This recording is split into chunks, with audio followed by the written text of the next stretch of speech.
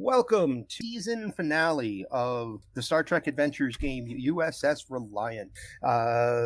What has gone before in order to hopefully catch all of us up, and I hope that the players will remind me of things that I leave out here. It's the Lepada system. Correct. The Reliant has been the Reliant was ordered to the Lepada system. Actually, you weren't ordered to the Lepada system. You were in the middle of just mission cataloging space dust. Essentially, it was one of those boring things that an exploration ship does. You probably spend days at a time doing things that don't have any real huge exciting things that go on. But while you were doing that, you discovered that you were being watched essentially by you found the Orion they're in the drive, aren't they? Aren't the names of the Orions in the drive? The one that you guys have seen before is come on now.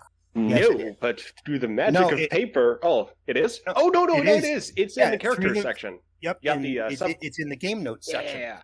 It was Dara, and detected the OSS Iron Vault, keeping at a distance where they could remain for the most part undetected until you turned your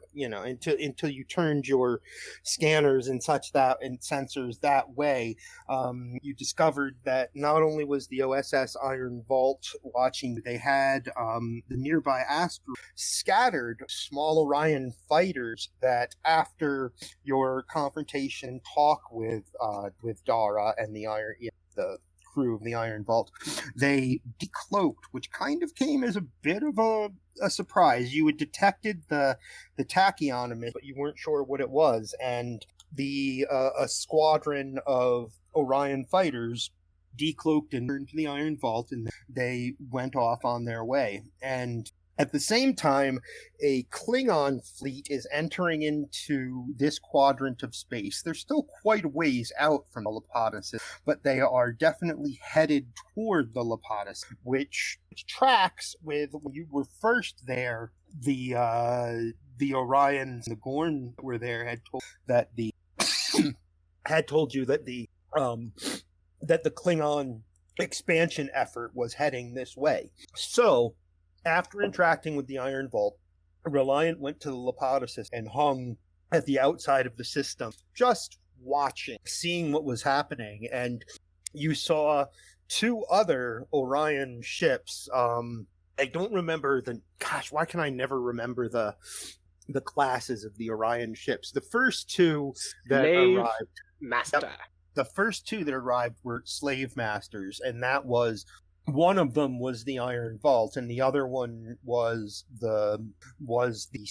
the same kind of it had the same registry as first Orion you ever encountered months ago back in cadet cruise, back in your shakedown cruise. And soon after that, a war barge dreadnought bigger than the Slave Master also warped in. You were eventually detected, and Marcus gave the order to let's leave, and you left and came to the Starfleet response to both the Klingon being on the way and the Orion Syndicate already present at the planet, brought about Starfleet deciding, attempt anyway, to present the planet with another option than being conquered by the Klingons. They've already had first contact, despite the fact that it was the Orion, so therefore it wasn't a first contact done in the way that Starfleet would do it, but the Lepadans are aware that there are aliens. There's no doubt that they know there are aliens. And Starfleet wanted you to send an anthropological team and with your entire second fleet showing up to hopefully find a peaceful solution, but of course that did not happen. And as you arrived in Lepada, as you arrived above the Lepada, the planet, there, the Galileo, I'm trying to remember all of them now. The Galileo, the Galileo, Toledo, the Athens, and the Reliant. Yep. The Athens is the nebula, the Toledo is an Aventine, and then it's the Galileo, which is a galaxy, and then you guys as the Reliant.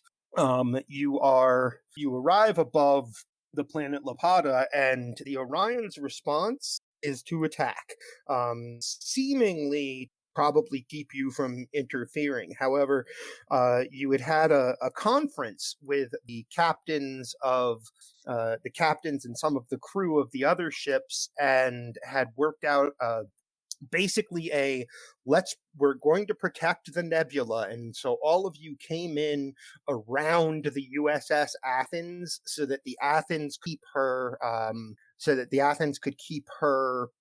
shields down long enough for you to transport a team to the planet.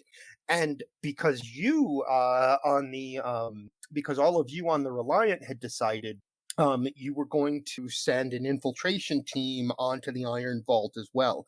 However, the infiltration team really was a diplomatic team. You were sending Whately and who was it with Whately? Whately and Bryce over to the Iron Vault to talk with Dara. That's where / mess with them telepathically. Right. / maybe mess. Our version of diplomacy. Make them pee themselves. Yeah. Now, things immediately kind of set off right after you got the Lepada. The starships in orbit all began, right away, the chief from the ops console would have told you, transport's complete, and probably also would have reported they've got shields up now, we can't bring them home. And as the battle began in earnest above the planet, above Lepada, with all of the ships, Whately and Bryce were welcomed aboard the Iron Vault as if they had been expected. They thought they were being brought to Dara, but when they got to what seemed to be like the command room, the Lethean who had encountered all of you on Risa months ago was the one who was there, and he seemed very confident that they had tricked you, that they had won, and he attempted really, really well, actually. What you turned back was very powerful telepathy. He rolled really well. You rolled better. And he basically said, "We're in charge here," kind of kneel. And something inside of Whately's mind, it wasn't a voice as much as it was feeling of a voice that said you don't have to. And so Whately tried his mental magic to reverse it on the and said, "No, you need." And the Lethean stood up out of his chair and knelt down and said, "Who the hell are you?" Meanwhile, on the planet, having expected on the planet is Dr. O'Connor and Quentin and an engineer off of the Galileo, and Jennick, your wondrous security officer in character throughout the arrive on the planet. And as you had begun to think of what direction you were going to go, you basically ran into, as if she wanted to run into you, obviously, Dara, who you had expected to be up on her ship. And she basically said, "Look, we're here already," and didn't seem willing to give very much ground at all. Her pheromones affected Quentin, which, by the way, Eli, you can drop and inoculate him right now and get Quentin thinking straight. That's not a problem. It just, at the end of the episode, part of the cliffhanger, wow, Quentin's all mentally buggered. But yeah, you and also Jennick is weird, but the Galileo engineer, a Bolian. I've decided Bolian are the ones with the brief. Benzite. He is a Benzite engineer, and because he's decided not to take the injection, and he has a Benzite breather. Because of the breather, he's not affected by the pheromones either. So that's the position of where everyone currently. Reliant is in the middle of a space battle. The Dr. Quentin and two others are on the planet with one of the Orions, who has just shown the Doctor. You probably only recognize the Reliance command codes, Eli, but she definitely has a pad that has 5 command codes, at least one of which matches the Reliant, and she's more or less threatened to bring down shields of your.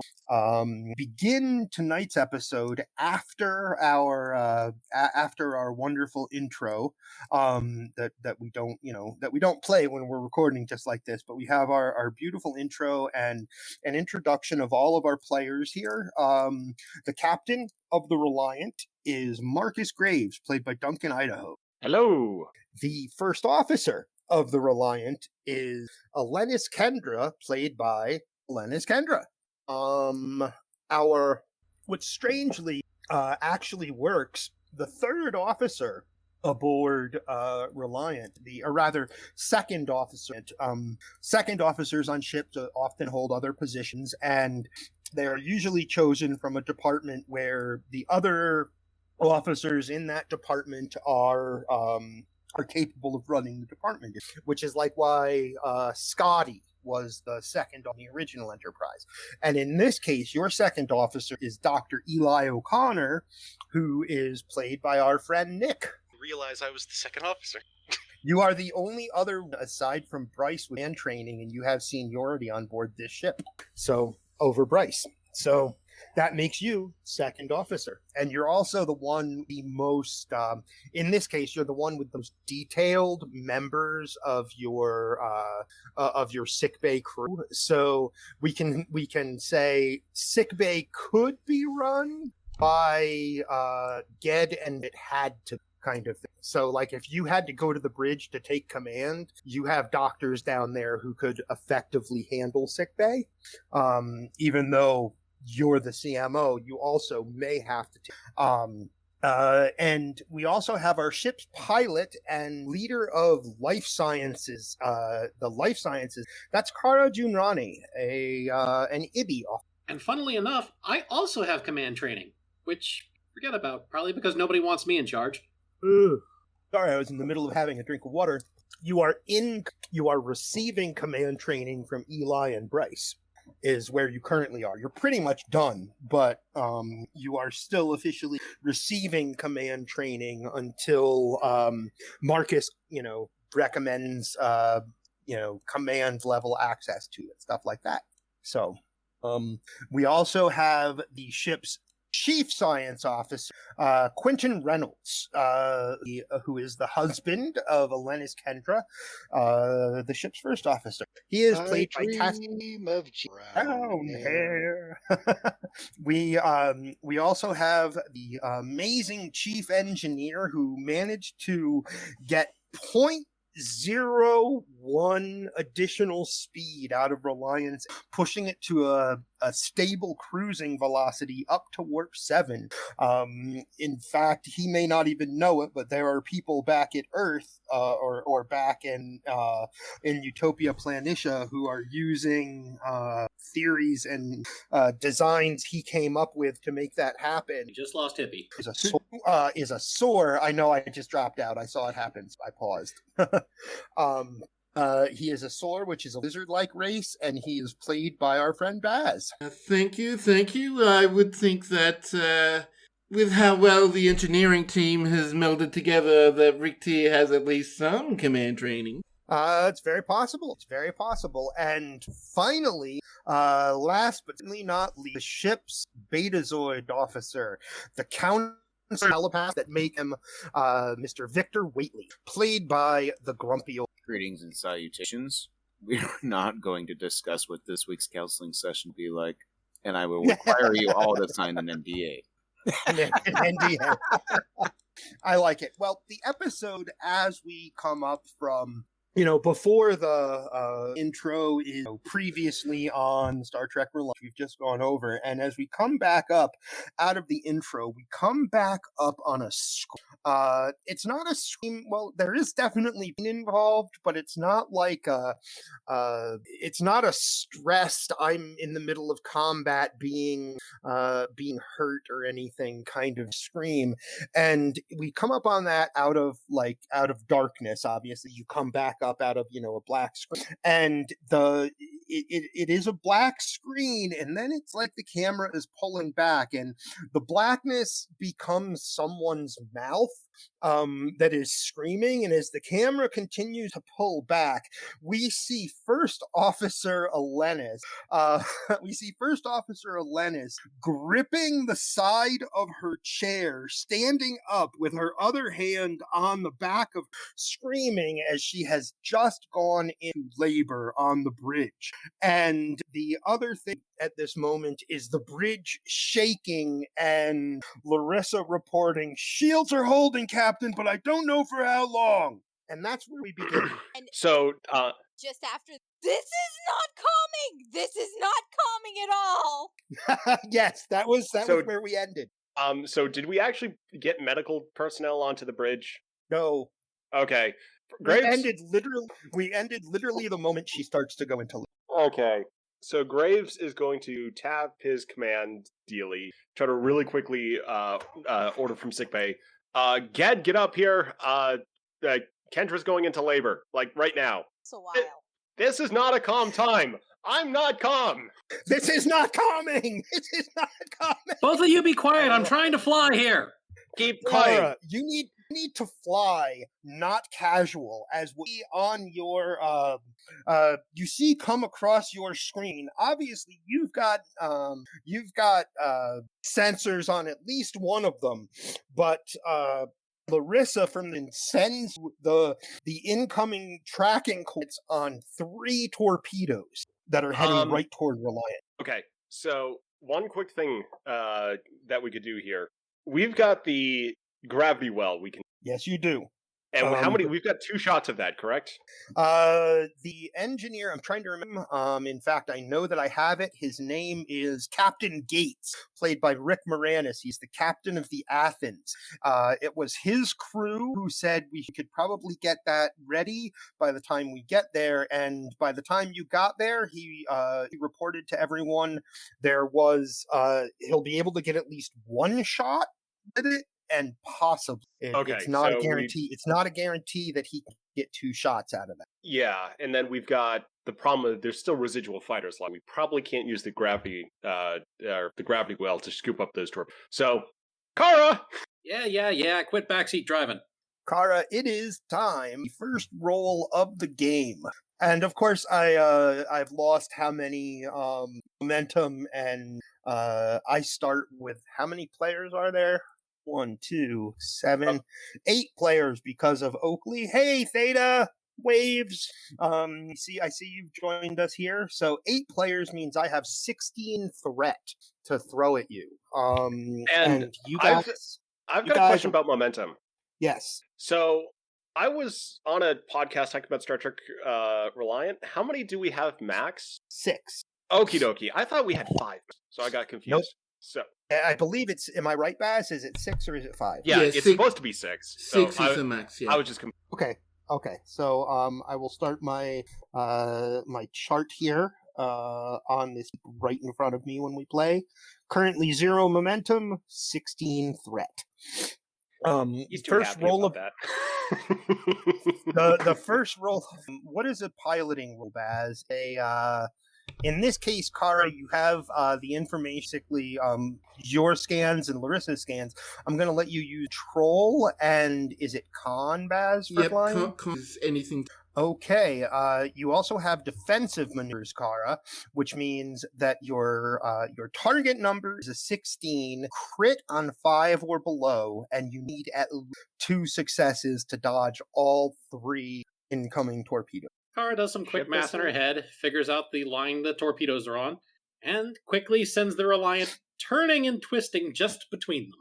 Okay, make your The ship can assist 3 successes. Or remember, I or- have augmented control. You have augmented control. That's 4 successes. The ship, someone roll 1 die for the ship and see if it assists as well.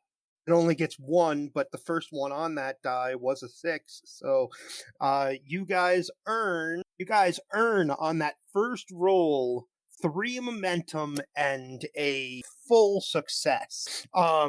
Basically, as we shoot back to the outside of the ship, as see Kara's hands fly over the console, and Reliant does some kind of a like a lateral twist almost, so that 2 of the torpedoes go flying right by. They would have hit had Kara not managed to bring the ship to a different plane of flight, and 2 of the torpedoes go flying past, and you have all you do after that is just a quick dip down and avoid the 3rd torpedo, and the Reliant is safe from that attack. And right after this happens, Kara turns around, points at the captain, and says, "You, sit!" Then points at Kendra, "You, medbay!" and goes back to flying. The door to the turbo lift opens up, and Ged comes running onto the bridge. It's been maybe a minute. He managed to get from sickbay to the bridge in a minute on his stubby Tellarite legs, and walks onto the bridge, sees what's happening on the view screen, and you hear him under his breath say something like, "Fuck," as he runs and puts his arm on yours, Kendra. "How long has it been? Sit down then." And he takes out a med scanner and starts to scan. The fight around you certainly. Oh, I love that picture. The fight around you continues to take place, and let me change to the ships here. And it is the Toledo that is currently holding down the most fire.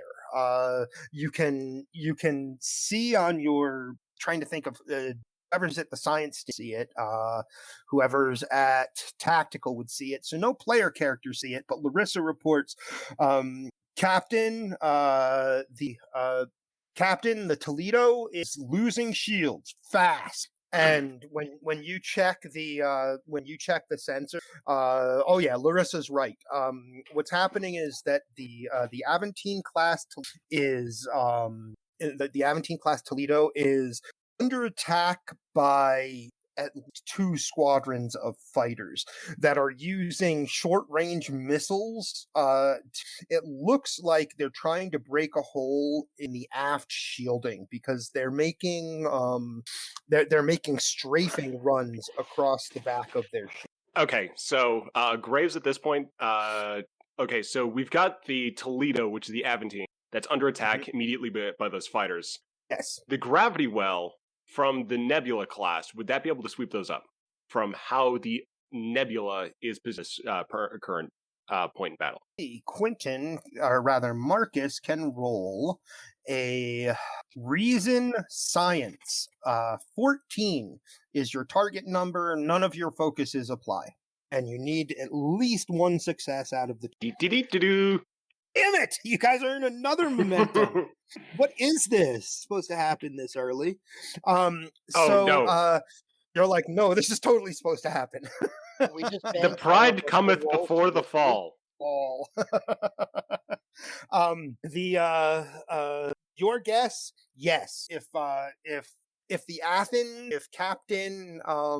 Captain Gates on the Athens comes through with a real gravity well, like you guys all talked about, fighters will be swept up and away from the and then we can torpedo them, and it's going to be easy because the torpedo is just going to fall into the gravity well, and then basically just go boom. Larissa looks down over her tactical and says, "How many torpedoes?" To take out a squadron of fighters, they're going to be armed, but we want to make sure we've got a thorough job of it. The discretion up to you, the tactical option. She grins, and the Nebula fires a gravity. Now, Baz, how would we determine how effective that gravity? Well, it'd be either control or reason, and definitely science. Okay. control or reason and science. Okay, because I'm going to need to make the roll here for the crew of the Athens. So you're saying it would be control, and would it be control or would it be? So, reason? either one of those, I think, would an argument could be. So I'll leave that up. So I have to remember how to do it. Slash something. No, something. exclamation mark. Exclamation mark. Do I have to put in rolls? No roll. Just the number 3, like 2d20 space, then the target number, and any crit. And then the special number. Right. The crew of the Nebula, the crew of the Athens, the Nebula ship, is absolutely great at their job, and the Athens fires a kind of a purple ray out of the front of their deflector. My kitty decided that it's time for play and wants to attack my arm as I try to move my mouse. It's wonderful. Stop it. So the purple ray comes flying out of the deflector dish of the Athens, and the target area is swept up in what initially looks like it could be a tiny black hole almost, but a bunch of gravitational eddies form around it and begin to swirl and swing in areas around the fighters, and they are drawn not completely off of the Toledo, but they are drawn back away, and their strafing runs stop, allowing the Toledo to bank away from the fighters. The fighters are all in a circle. Someone go ahead and roll the torpedo attack for your amazing tactical officer. Would be a control and security, Baz? Is that correct? That's right. All right, so someone roll a target number of 15 with a critical number of 4. Target of 15, critical on a 4. Do. Can you guys fail like at least once tonight? Jeez. And this is all like within the first 10 minutes. So yes, the torpedoes fly in front of Reliant. Those beautiful, glowing, fast balls of energy fly, and they also get caught in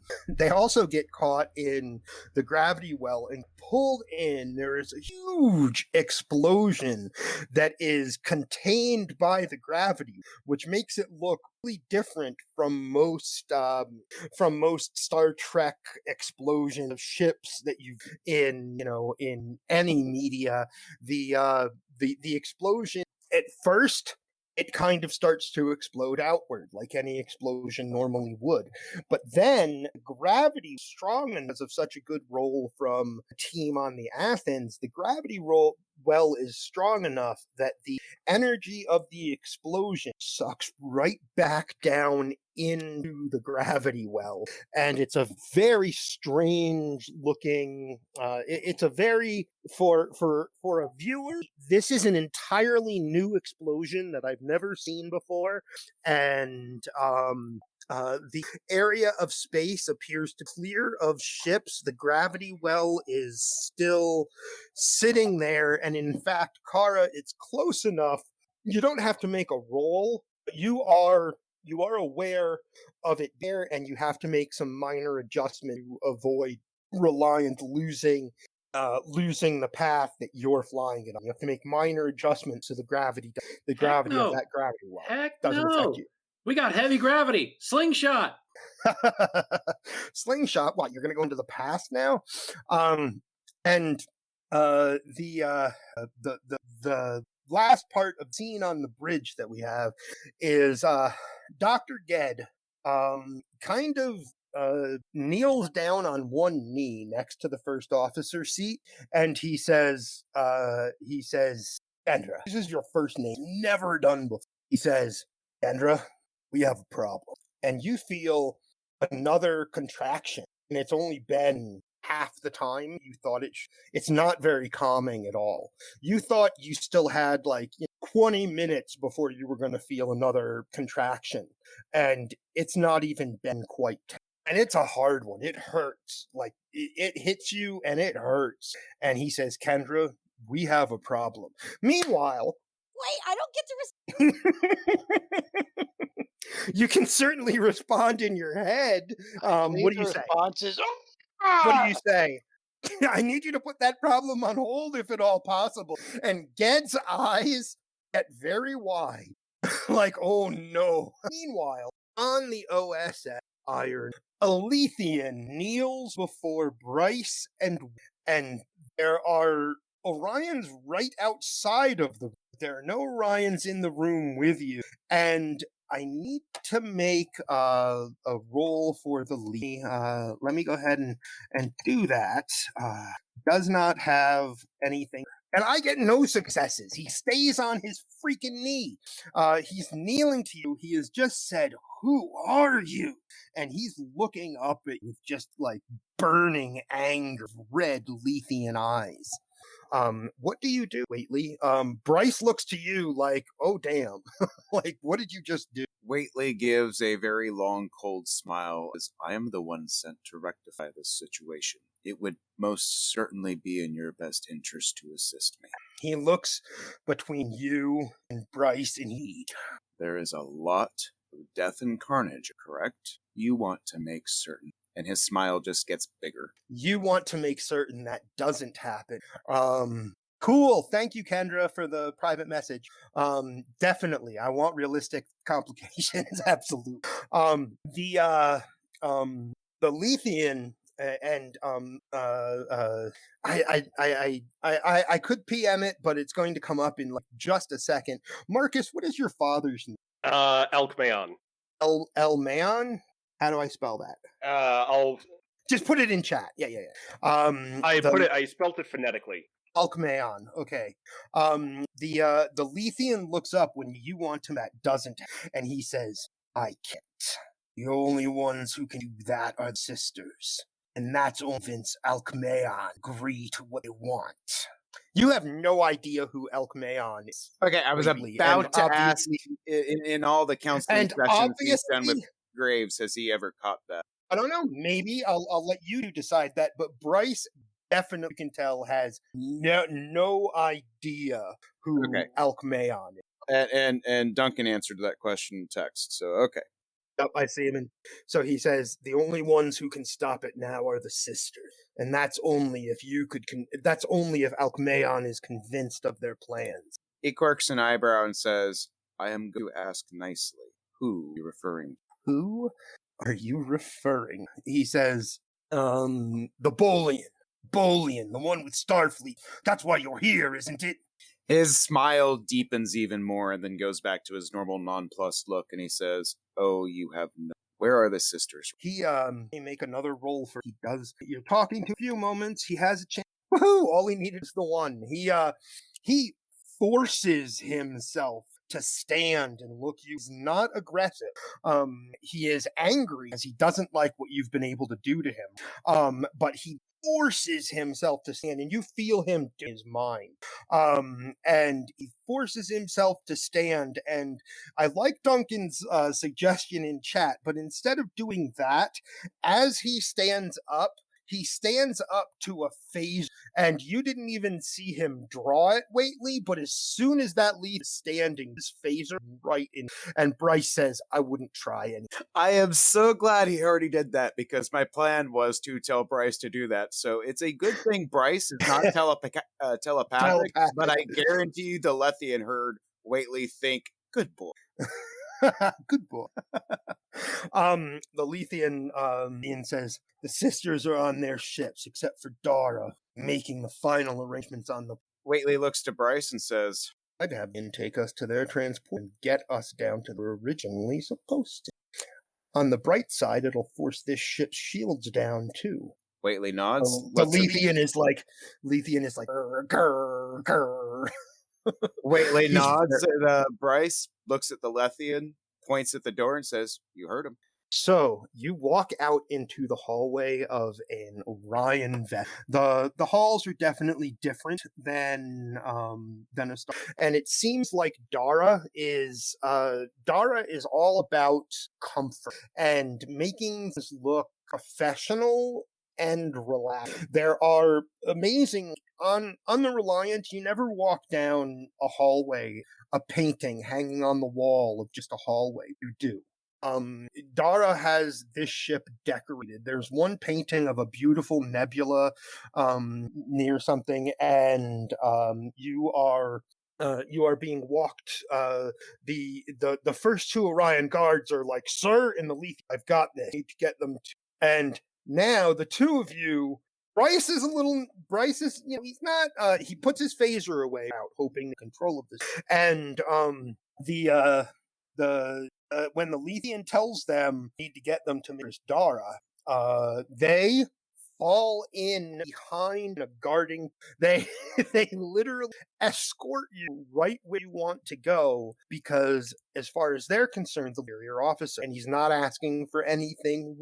They only know that he wanted to talk to you and you got on board, and then between 5 and 10 minutes later, you exit his chambers, and he says, "We need to get them to the Matrix." And they begin to walk you to the transporter room. And Bryce just looks at you, shaking his head, like he doesn't say anything. He's just shaking his head.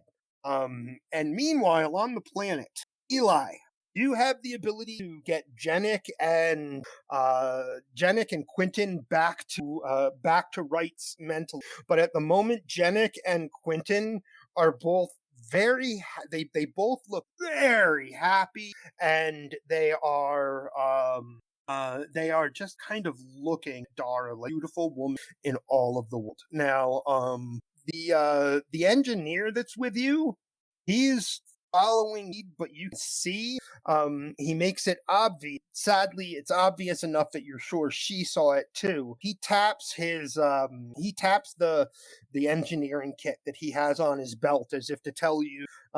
You get the impression from reading his body language, he's like, "I've got something if we." And she is, as I said, just held up that pad and said something to the effect of, "Wouldn't it shame, Doctor, if the shields on your ships above us suddenly fell?" And as I said, you can recognize the command code of the Reliant on that list. And she's just looking at you like she feels like she's just she's the cat that just ate the canary. She feels like she's got the win in her hand. What a shame it is indeed. It'd be an even bigger shame if all the explosives that were planted on core parts of your ships just went off like that. You haven't. Yeah, that shows what... Doctor, please. We have won. The Syndicate has won this particular match.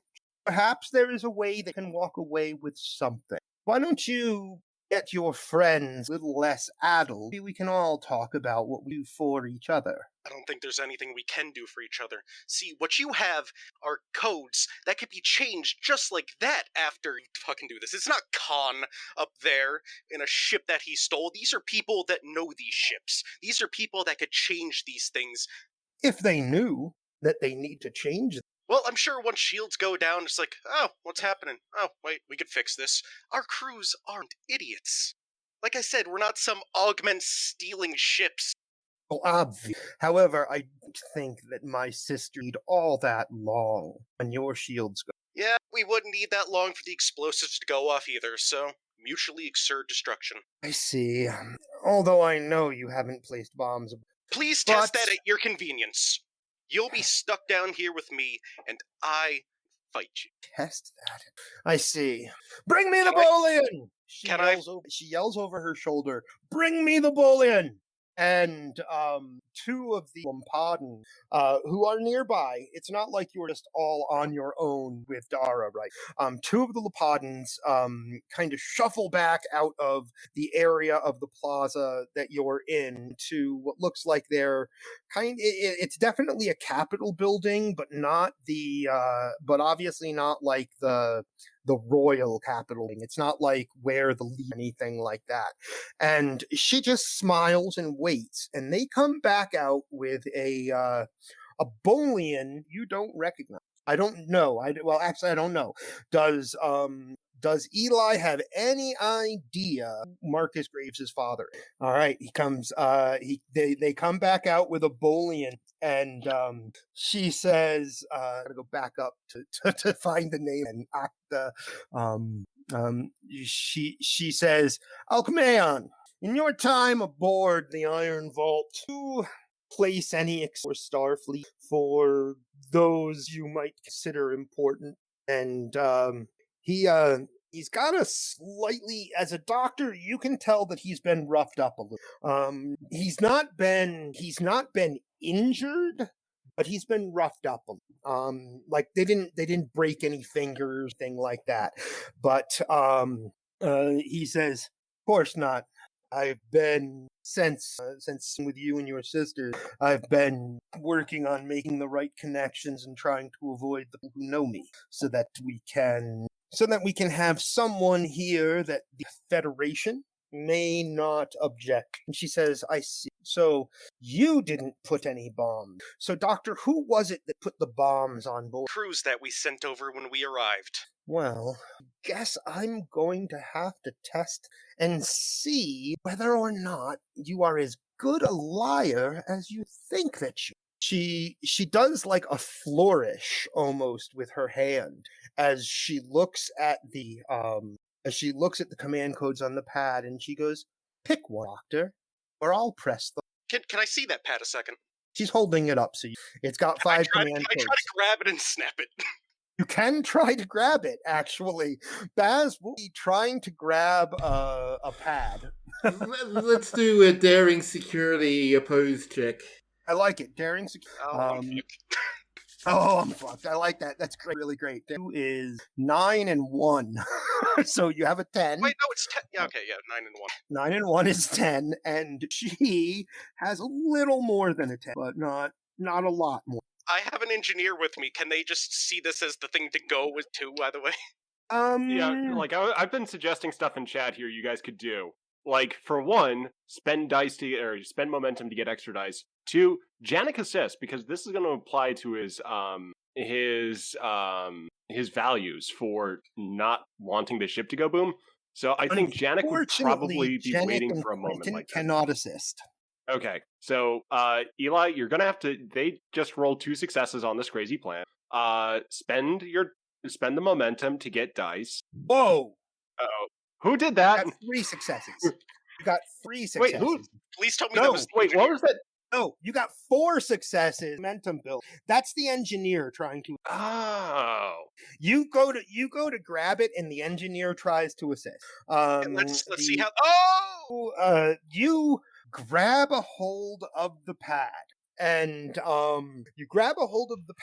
for a moment it looks like, Orions are pretty strong. Like that, it's one of those things. Orions are a little bit stronger than a human. No momentum was spent. You guys are at max momentum. For a moment it looks like she's gonna maybe be able to hold on to it, but the engineer does something that you really do not expect, Doctor, and he shoulders her in the gut. I want to immediately snap this pad over my knee. You snap the pad over your knee. You snap the pad over your knee, and she holds her Oh, damn. I did not expect that. You were some diplomat. And you realize, Doctor, as Quentin and Janik kind of Quentin, you get your wits back about you as she stops pushing the pheromone. She stops pushing to try to make you be docile, and you and Doctor, you and Quentin and Janik and the engineer. This is the most hilarious sight in I've ever thought of in my mind, is the 4 of you standing off against one Orion woman, and all of a sudden, all of the Oompa Loompa, all of the Lepadans in the around you, they all draw some kind of short staff weapon off of their backs, and imagine Jayla's staff from Star Trek Beyond, right? But imagine that as they're all pointed at you. Some diplomatics. And the four of you now have weapons. Diplomats. I told the Federation just pacifists. We have warriors, we have doctors, we have scientists. Our strengths are our difference. Kick the shit out of you. She looks at the Lepadans and says, "Restrain them in your jails. Alcmaeon, let's go to the war minister." And the two of them walk off, and the Lepadans are like pointing. They like do that, like their staffs are pointed at you, but they're like pointing at another building. Yes, very much, very much. I love that picture thrown in. And the Lepadans are like pointing you. Go to that building over there. Oompa loompa, and I know the engineer from the Galileo does. He's got his hands up. They come over and they take kit off of his belt. They're coming over to take your kit. So do you guys resist, Quentin, when they come over to take your science kit and your tricorder away? Do something real quick. Sure. Well, Can I just immediately tap my comm badge and are we being jammed? You don't know. You tap your comm badge as they come over, and they're about to take Quentin's. You do, Quentin? good time.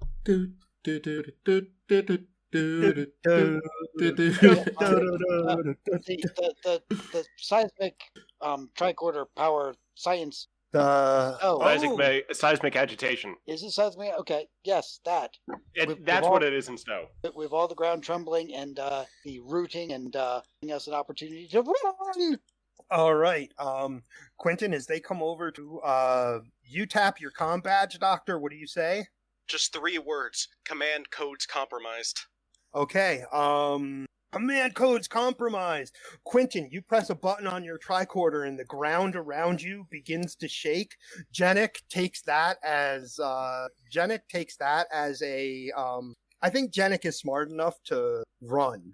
They all kind of like shake and lose their balance, and Jennick taps the engineer on the shoulder, looks at you, and starts running for an alleyway between buildings. You follow Doctor and I wish to follow. Is Quentin going to follow us? That's an awesome idea, by the way. That was awesome. The ground just starts to shake, and they, like, strategic withdraw. It's not run away. Are you going to follow your teammates? Yes, we are strategic withdrawing that away. That away. I like it. We are not withdrawing. We are advancing in the opposite direction. Yes, as they advance, as Quentin, the doctor, Jennick, and the engineer, the Benzite engineer are running. Your gods are angry. You feel like you're at Templars. That's funny. As you are running into an alleyway, like we see a couple of like stray shots hit the buildings near you as they as the Lepadans manage to get themselves back together. Fortunately, Dara and Alcmaeon had already walked away toward a different building, so they're not involved. And you all run in between buildings to an alleyway. And meanwhile, up in space, the communication are suddenly a command level interruption breaks through. They're too busy choreograph. The communication just shoots on, shocks Larissa a little bit, but you hear Dr. O'Connor's voice say 3 words and be cut off, and then you hear command codes compromised. What do you guys? Graves immediately orders the command codes change. Inform the fleet right away. Now, for the command codes, would we have any? Just so you know, that message went to all 4 of them. Oh. Eli so hit that broadband. My guess is Eli wouldn't. Let's protect the Reliant. He'd probably be like, "Hey, all of our ships in orbit." I'm guessing. like I wasn't sure. Like when he tapped the comm badge, that would be the good thing to do. So let's say Eli did that. So I wasn't sure. Eli? That is a good idea that he definitely had. I did that. Yeah, a wide, like no reason to just tell the Reliant. You should tell the others. Graves orders the command codes cycled. And keep them on a repeating cycle. Cycle command codes, keep them on a repeating cycle. You are hoping that the other ships the exact same, because a moment, literally like a breath after, almost as Eli's warning is finishing, you're like, cycle command codes. Anybody who's got sensors that are active, so you can see it at the piloting. Actually, down in engineering, Rick, you can see someone accesses command codes for the Reliant very quickly, but they are cycled away. But the command codes are cycled away, but somebody got in and you don't know how. They were in and they were about to do something, like maybe they were going to pull shields down, drop your engines. You don't have a clue, but somebody got in. You detect it. Kara, you detect it. Larissa detects it at tactical. The chief turns around and says, "They almost got us, sir." And he says, "They almost got us." The 3 Orion I'm hoping that many of you in various Battlestar Galactica episodes where the Galactica's gun opened, like they like just blanketed the sky with shot. Do you know what I'm talking about? How like on the side of the Galactica, like all those ports opened up and the sky was blanketed with fire from the Galactica. Do you guys remember what I'm talking about? Fucking love that, yes. Never seen it. Well, what happens then, my best way to describe it, all three of the Orion ships, panels on the sides of the ships, like fly up and expose a number of cannon type weapons, and the sky. One question I've got from stuff that's happened last episode is that those ships have been affected by 2 impairments. One is the sensor scrambling, and the other one is the viral mace that's randomly disabling their subsystems. If they're going to be attacking, you are correct. We treat this as another turn, and then see if one of those ships has its weapons. That is indeed a good idea. How would? Nice picture. It was you did a nice vid there for what I mean. How would we figure out randomly those ships if they're well, there is a random D20 hit table. Cool. Let's roll a D20 for each ship, and their weapon systems are offline. Sound good? Yep. Okay. Do you have that chart? I need to open it quickly up again. Okay, I know some of them off by heart, but I'll need to double check a few of them. Just roll, and I'll let you know when. Right, so the results. First one got a 2. I think that is weapons. I'll just double check. Do you know how awesome that is? If you guys get weapons, that would be freaking wonderful.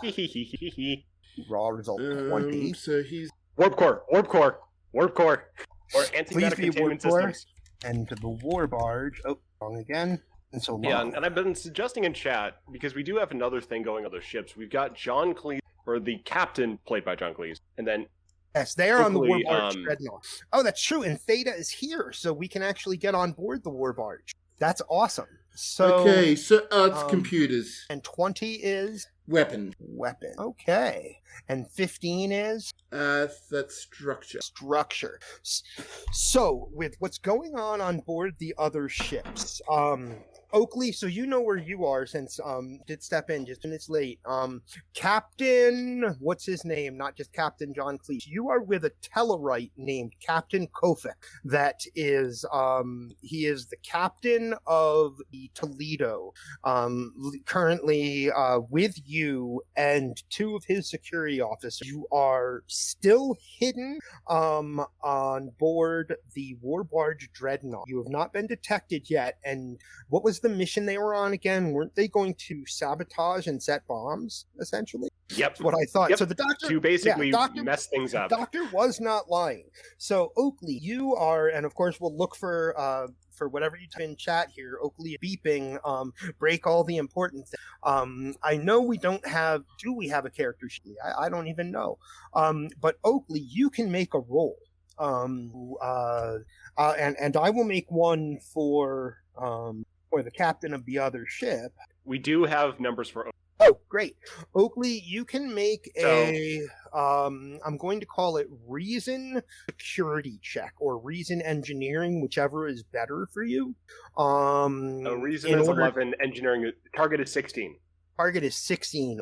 The captain of the Toledo managed to get 2 successes, and for the numbers, it is exclamation point 2d20 16. 3 successes between you, which is what you needed to get the you get the entirety of this kind of rear cargo bay lined, not like completely lined wall to wall, but you get explosive placed in the right spots that when they go off, they will not cause a cascade failure in the warp core, but they will bring the warp core off.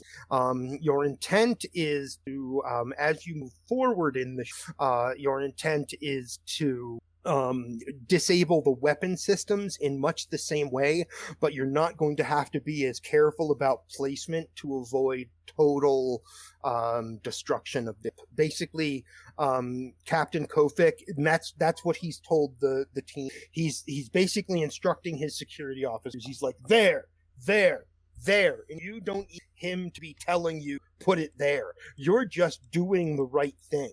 You know where things should go.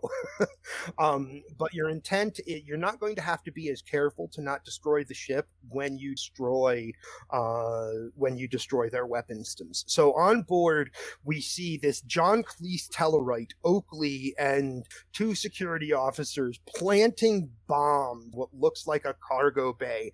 And Oakley has like a big smile on his little display screen on the which is so we see the 3 Orion ships attempt to their weapon ports all open, but only 2 of them fire. You can see that the Iron Vault weapon ports open does not fire, and you all detect that the Iron Vault drops. So at this point, Marcus is going to order the Reliant to fire on the Iron Vault. Okay. Fire on the Iron Vault. And what happens when the sky gets lit up with massive amounts of fire that fly over the Toledo? You can see mainly for visual purposes, you can see this this barrage of fire initially like dissipate against. You can even like for a moment see the shields visually of the Toledo as just hit after hit after hit. Hundred of energy. I don't know what you would call cannon. I mean, it's cannon.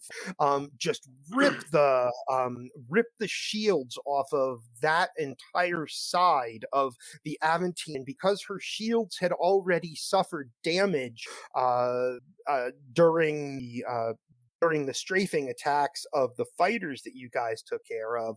The Toledo, the entire side of the ship, like you watch the shields crumble just as you're giving fire on the Iron Vault, and you guys can shields on the side and rear of the Toledo crumple, and the continuing fire just rips across the side of the ship, leaving just what looks like gaping holes through the superstructure of the Toledo. And as the rear part of, as the aft section of the Toledo gets hit, you can see and any of you with active sensors that it starts to list. They lose power, and the Toledo starts to list. So kind of fall to the side, and not yet, but the person at the officer you have at the science station, who is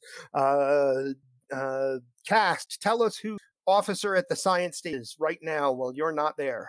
It is a male, female, what race? Name them if you want. Female Cation Teris. Therese, female patient named Therese. You may or may not know her name, Duncan. She's worked on the occasionally, like she's part of like B or C shift normally.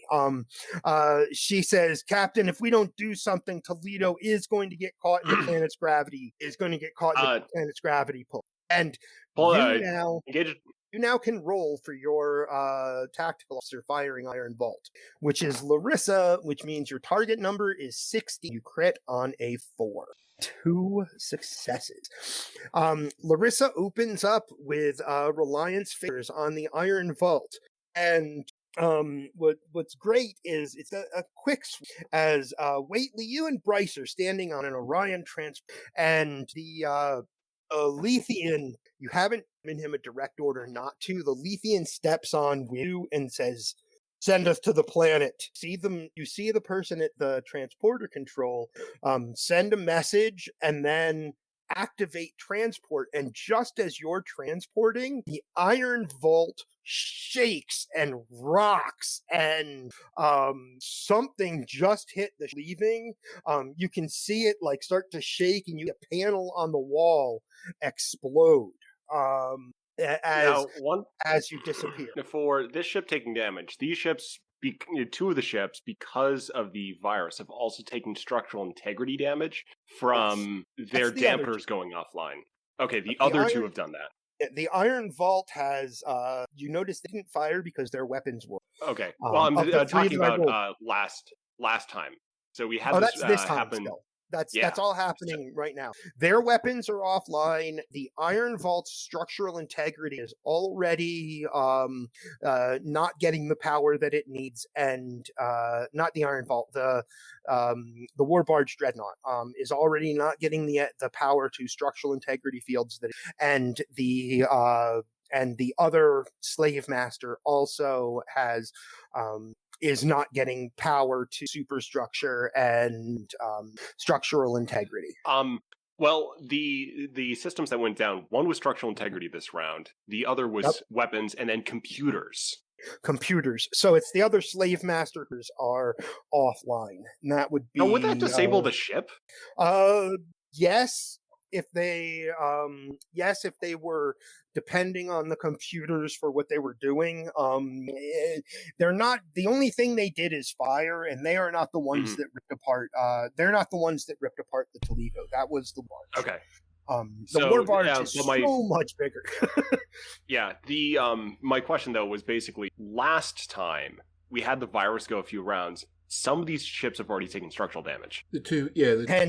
Hence the Iron Vault, they see it shaking. It also had shields down. You guys do. The Reliant. This is where Baz can tell us. The Reliant squarely hit the Iron Vault with like a full phaser, a full phaser array. Definitely hit the Iron Vault. How do we know, with the Iron Vault having no shields, how do we know, 1, how much damage it just took, and 2, how, what systems are... Okay, so there's, ships are damaged by breaches, which affect damage to each system does... okay. So if we, because the shields are down, there's automatically 1 breach. But if we roll and take that away from the resistance of the Battle Master, we could see if there's another breach, which I don't think there is because of the size. But, I mean, we could definitely roll to see. Have to get at least 5 damage. Okay, so how do I roll the damage? But also the system affected by the first is a 14. Okay, so Reliance security is 3. 2? Oh, sorry. We've got a ship. No, it would be based on the shooters. What's her name? Not Janek. Not Larissa. Larissa. Yeah. Larissa. So that's 4. Plus the scale of the ship. That is 4 again. 4. Yep. So 8. So 8d6.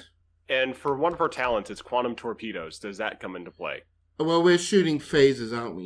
Yeah, she shot phasers. Oh, okay. 8d6. Result 2. Numeric result. What do I have? Okay, so the numerical result is 9. So What was the size scale of the Warmaster barge or of the Iron Vault? I'm guessing it would be at least like a Galaxy class is. Yeah, so it would be on par with the Galaxy class. Yeah, I'm thinking it would be on par with the Galaxy class 4. Like, I think Galaxy classes are 4. Right. Yeah. Okay. Well, then that would just be enough. So take 4 away from the 9, and that's 5. And that's just enough for a second. Yeah.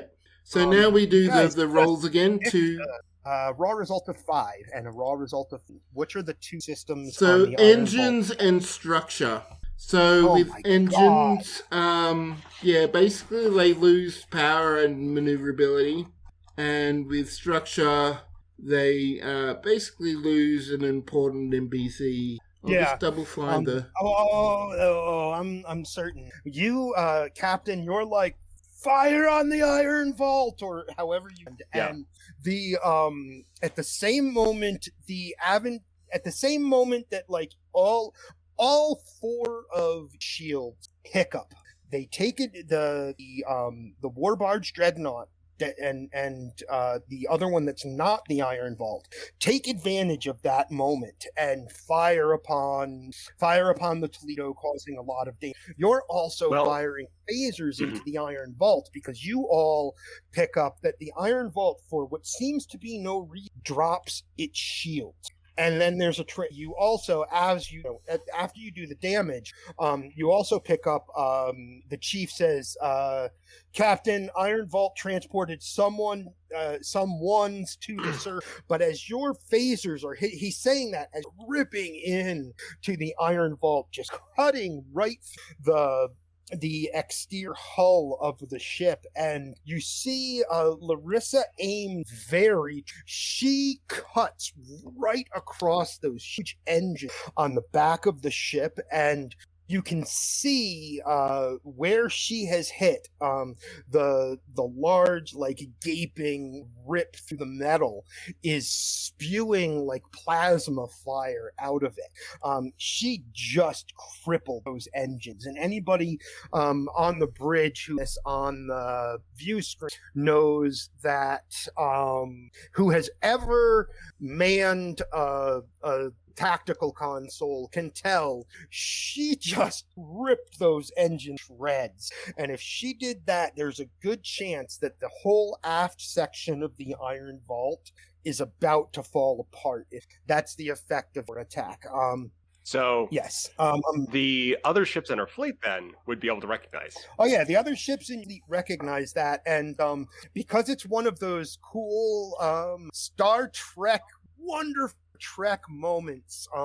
Captain, we see the bridge of a Galaxy class starship for a moment, and the red-headed Captain Casey, who has next to her a holographic projection of Commander Lewis, the Dolphin, who is the XO of that ship, stands up and says, "Target that explosion and fire!" And the Galileo follows up your shot on the Iron Vault. And after she says, "Target that explosion and fire," Lewis says, "Don't destroy them. We may still have officers." And it comes out as squeaks, or like dolphin, that is immediately translated via Universal Translate. "Don't destroy them. We may still have officers on board." The Galileo opens up on the Iron Vault as well, and considering the damage that it's already taken, now the Galaxy class Galileo opens up on it too. The Iron Vault is dead. It took out one of them. However, granted, in the same round, the Toledo is dead in space as well. Right? So to the problem with the Toledo, Graves is going to order the Reliant to move ahead of it, or basically move itself into position between it and the Orion ships, and also to engage tractor beam. Okay, well, we'll come right back to that, because after you guys have that moment of explosive fun in space, and it also gives you a moment to think, hey, maybe there's, what else could we maybe do? I don't know, but we're going to switch to the planet. as Quentin and Eli and Janik and Benzite run into, you round a corner into an alleyway, and in the main plaza where you had just been, Waitley and Bryce and Elysian appear in the main plaza, and Waitley, the first thing that you see is you in the plaza is a whole bunch of Lepadans running past you with weapons drawn, and they're running towards an alleyway. What is the general vibe I get from this? The Lepadans, from those Lepadans, the general vibe, just surface thoughts, what are they running after? They're trying to catch these, and most of them are thinking capture and detain. There's one in there who is like, let's stab him, stab him. but all the rest of them are just fine. They're like capturing. There's one who's like, let's stab him. Any quick, easy way I could tell who the aliens they're after are, or is it a safe guess? There's a quick, easy way to tell. It's obvious where they're running. You could scan that direction. All right. Tricorder out. Well, I meant mentally. You could just be like, who's over there? Sorry, it's been so long. I'm not in my Waitley mode yet. Right.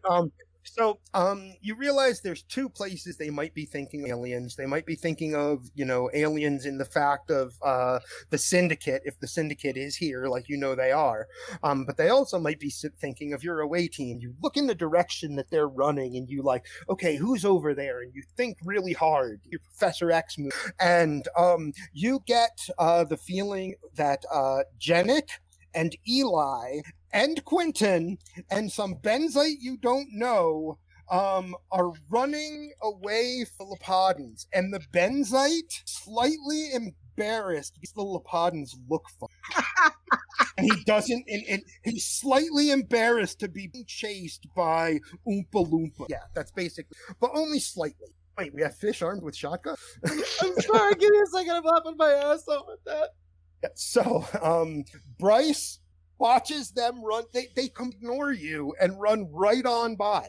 Like the people they're chasing are obviously more important to them. Okay, as soon as I can breathe, which I think I've achieved that fairly, Waitley is going to kind of have a general gist of he is going to try to give a mass command to tell the Lepadans run away the other direction. They are. Make a roll. Baz, what should his roll be? We've been doing presence command for it. Okay, presence command. Do I have any modifiers? Any? I'm looking at you. I'm finding your sheet right now. I always forget. Oh wait, Waitley's way at the bottom. Your name starts with W. Yeah. One of these days, I got to remember to update this sheet because from the beginning, it's had a couple issues with it. I'm going to say your target number. What did we say it was, Baz? Presence command, which is 14. Which is 14, and you don't know enough about them that any of your focuses apply. So 2 dice, your target number is 2 successes. Of the 7 Lepadans that were running over that way, a bunch of them look back at you. 6 of them look back at you, and one of them stops and is like, "Run!" And they're like, "What are you doing?" Quentin and Eli, you hear the pursuit stop as you come to rest behind a building. And then you hear one of the Lepadans yell out, "What are you doing?" But what happens? 6 of them. Should we keep running? Janik says, "B," and then he lifts his fate because I remember Dragoon was like, "I want to carry a phaser rifle." Okay, so Janik has a rifle and he lifts it up and he says, Waitley has one of those moments. Sudden flash of inspiration he will probably regret later. Like, he gives that shit-eating grin that just makes everybody kind of, piss their pants without even using his telepathy. Looks at the Lepadans, points at them, and then points at the Lethian and says, "What are you doing? Get him!" and exerts his influence.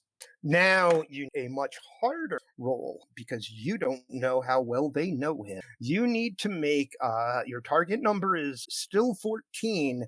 However, you need 4 successes in order to get them to attack the Lethian. And I am going to spend 4 threat to make your bad things happen range go down to 16 and above. So 14 and below succeeds, 16 and above is bad. You may want to spend momentum. That's 4 Or yeah. determination.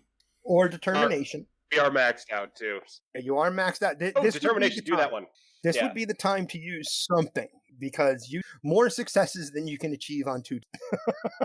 What it comes simply down to. because I think this would be technically- help. Go ahead. Well, he could do it on 2 dice. You just need to get 2 crits. Yeah, you need 2 crit. So yeah, definitely spend the dice, or you spend either determination or momentum. I'd say let's keep like at least 4 momentum in the bank.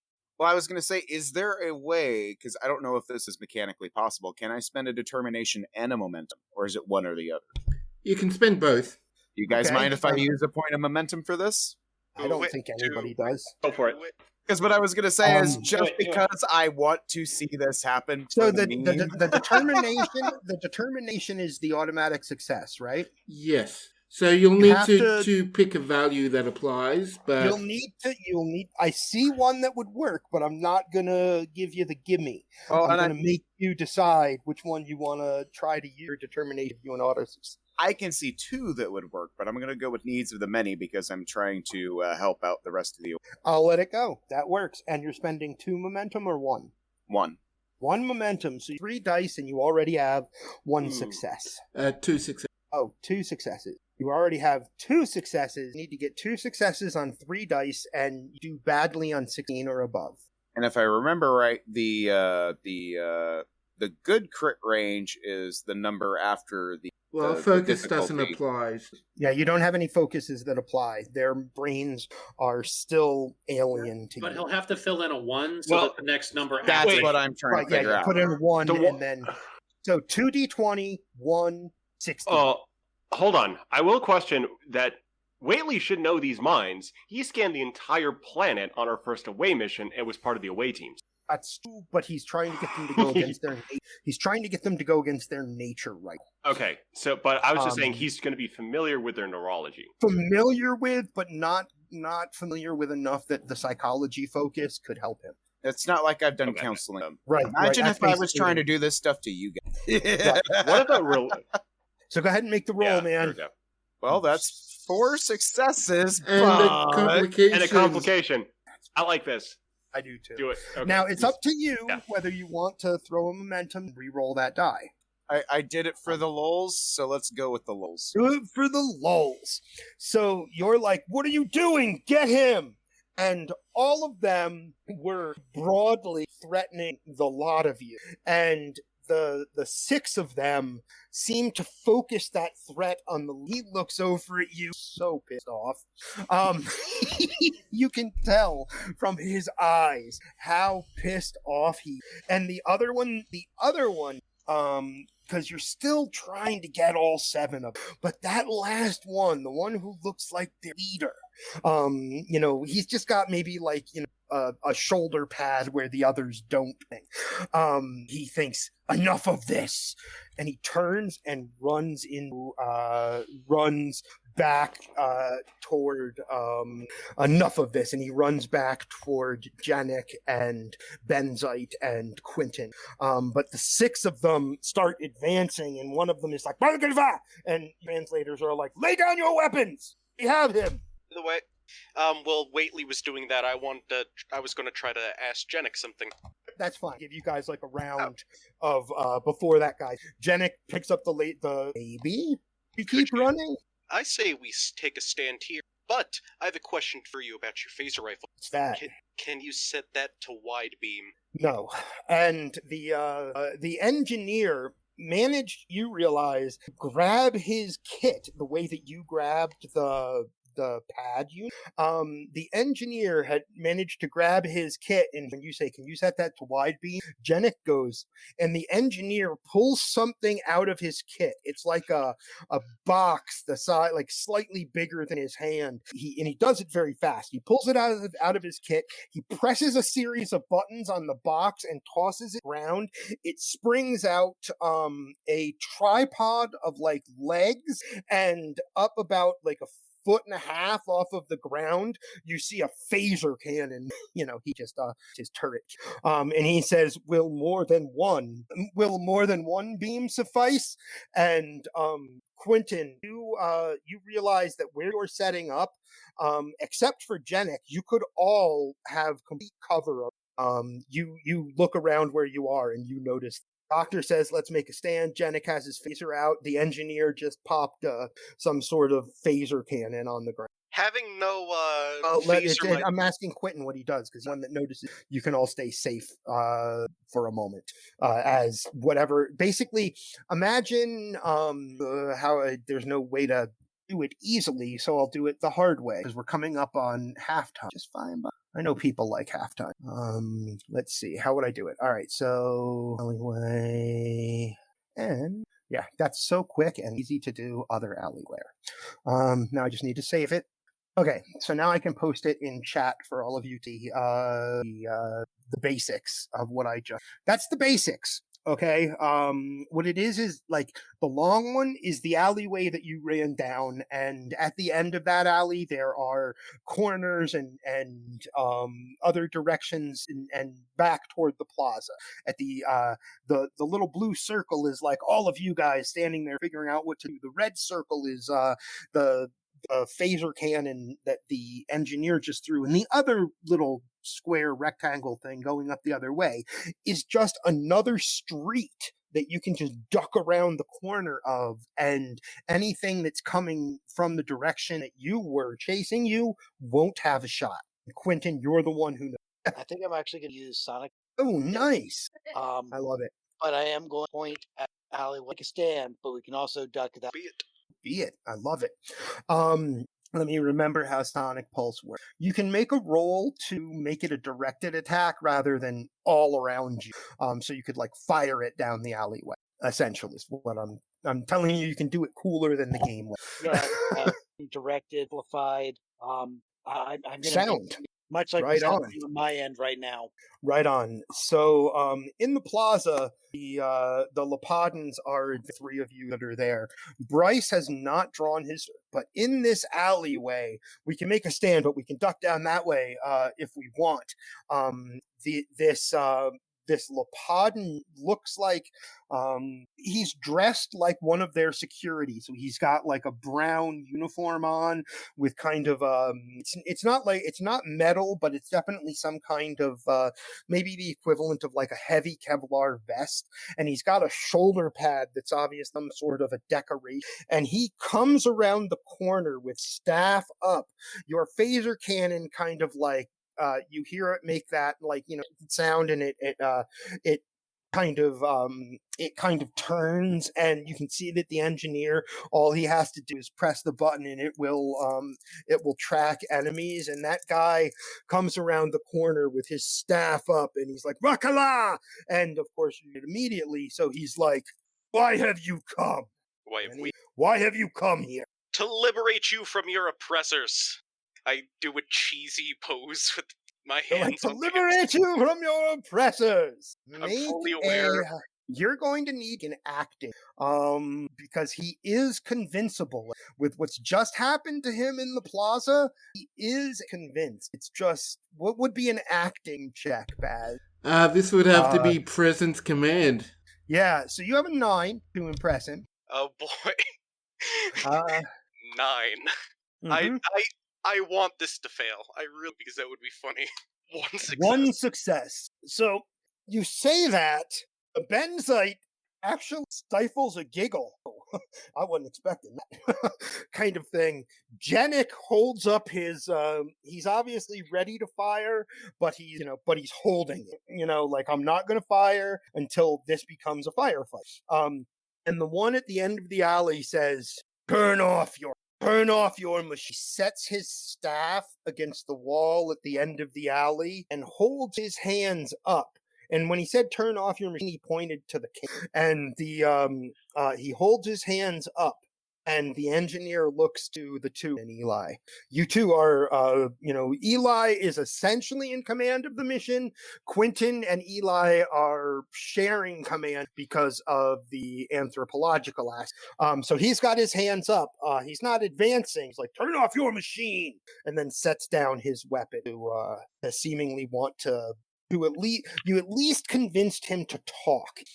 So what did the two of you, the engineer is looking at you whether or not he should turn that off. Dan down for right now. He presses a few buttons on it, and the tip of the cannon goes down. Janik relaxes his hold on the weapon, and the guy starts to walk down the alley toward you. And he says, one of yours, Plaza, seemed able to mine. You said you've come here to free us from oppressors, but we are not oppressed. Perhaps we should all have. And he's come about halfway. Hands are still up. Perhaps we should. You stand right there. I'm going to come to meet you. Okay, you walk forward to it. And when you get there, I'm trying to think, because I don't want to use ones. It's the equivalent of like corporal. You know what I mean? But I don't know what's a good rank name. But as you reach him, he holds up his arm in a way that looks like he's holding his elbow. And what he says translates Corporal Magen. It looks like it's some sort of greeting, the arm. Corporal Magen. Dr. Eli Turlo O'Connor. Meanwhile, back in the plaza, the 6 remaining Lepadans get to where you are waiting, and the Lethean and Bryce. Bryce is, as they get closer, Bryce doesn't, raise his hands or anything, but he does show his palms. So, you've basically got them looking at the Lethean, and he doesn't, and he goes, we best not look like a... And the Lethean is really angry as they take his weapon and they take his bandolier and they say, who are you that knows our enemies? And it's just one of them that says that, looks at you and says, who are you that knows our enemies? I am. Whately just nods with that charming smile that he attempts every... Should go speed, whatever rank that, would be full name. Corporal, yes, the lowest rank where you're responsible for more than just your own fuck-ups. And two of the Lepadans poke the leaf. He's now he doesn't have to have his hands up, but he looks so pissed off. And these Lepadans are ready to poke him and make him walk, and the other 4, including that talk to you, come this way, start to go in the direction that the other one. Man, I can't believe you got 4 bites me ass. And your 2 groups are about to meet up. And meanwhile, in the engineering of the Reliant, Rick, Reliant has taken some shield hit so far. There's been some call from different departments. I'm sorry, I'm 10 minutes over, so I'll just describe this and then we'll go for break. There's been call from departments for power redistribution, and you and your team have certainly been able to handle the power redistribution. But it looks to you like you're going to start seeing drain on systems. The next couple things you have to. You're actually sure of it. You're going to start seeing a drain on system. You're going to have to decide which systems are not getting quite full power, if that makes sense. Okay. So it is 10 minutes after 8, which is 10 minutes after I wanted to call for halftime.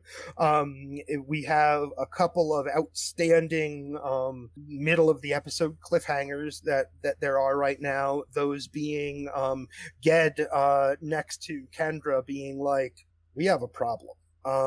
And that's what we're going to come back to. We're going to come back to the bridge. Everything else that's going on the bridge, this chaos happening in the background, right? And we're going to be focused on Ged and Kendra when we come back, because I want to figure out with see, I don't know enough about complications like you do. You've given me some great ideas, but basically there's trouble. That's basically what it is, and you and I can decide on exactly what the trouble is when I get back from grabbing us.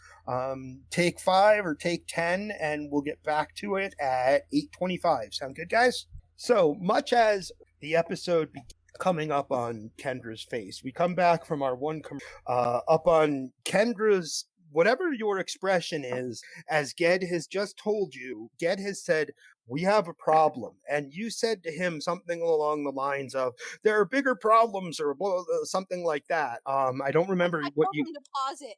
We're like, pause it. And he was like, can't pause. And what he says is, I can't pause it. If we pause it, you and the child die. He looks around and looks over to where Moon, and behind Moon's chair area is essentially the spot that Ged can let you. He says, we've got to get you laying down. And he like lifts up on your arm. He's not like trying to pick you up. He's trying to help support you, to come over this way. So that you can... Yes, you may make a roll to punch Ged. I love it because the pain is intense. A punch is daring. So you have a 15 to punch him. Why did that not work? No, that is 2 successes. You punch Ged in the arm and he's like, oof, looks at you. Arm is not where I was aiming. Where were you aiming? You punch him in the stomach. So he doubles over and he's like, oh, damn it, Bajoran. Punches in the arm right back and grabs your arm up over and is like, you're a pillow. Get on the floor. And you can lay back and move, be like able to hold you, like have to sit up and whatnot. And Ged looks at you, Kendra, and he's like, Commander, I'm sorry. Your baby is coming right now. Ged, I order you to find a bedside manner, damn it. Commander, Ged, I order you to find a bedside man. Marcus, this is happening behind you. And the bridge is still kind of like, you're in battle mode on the bridge.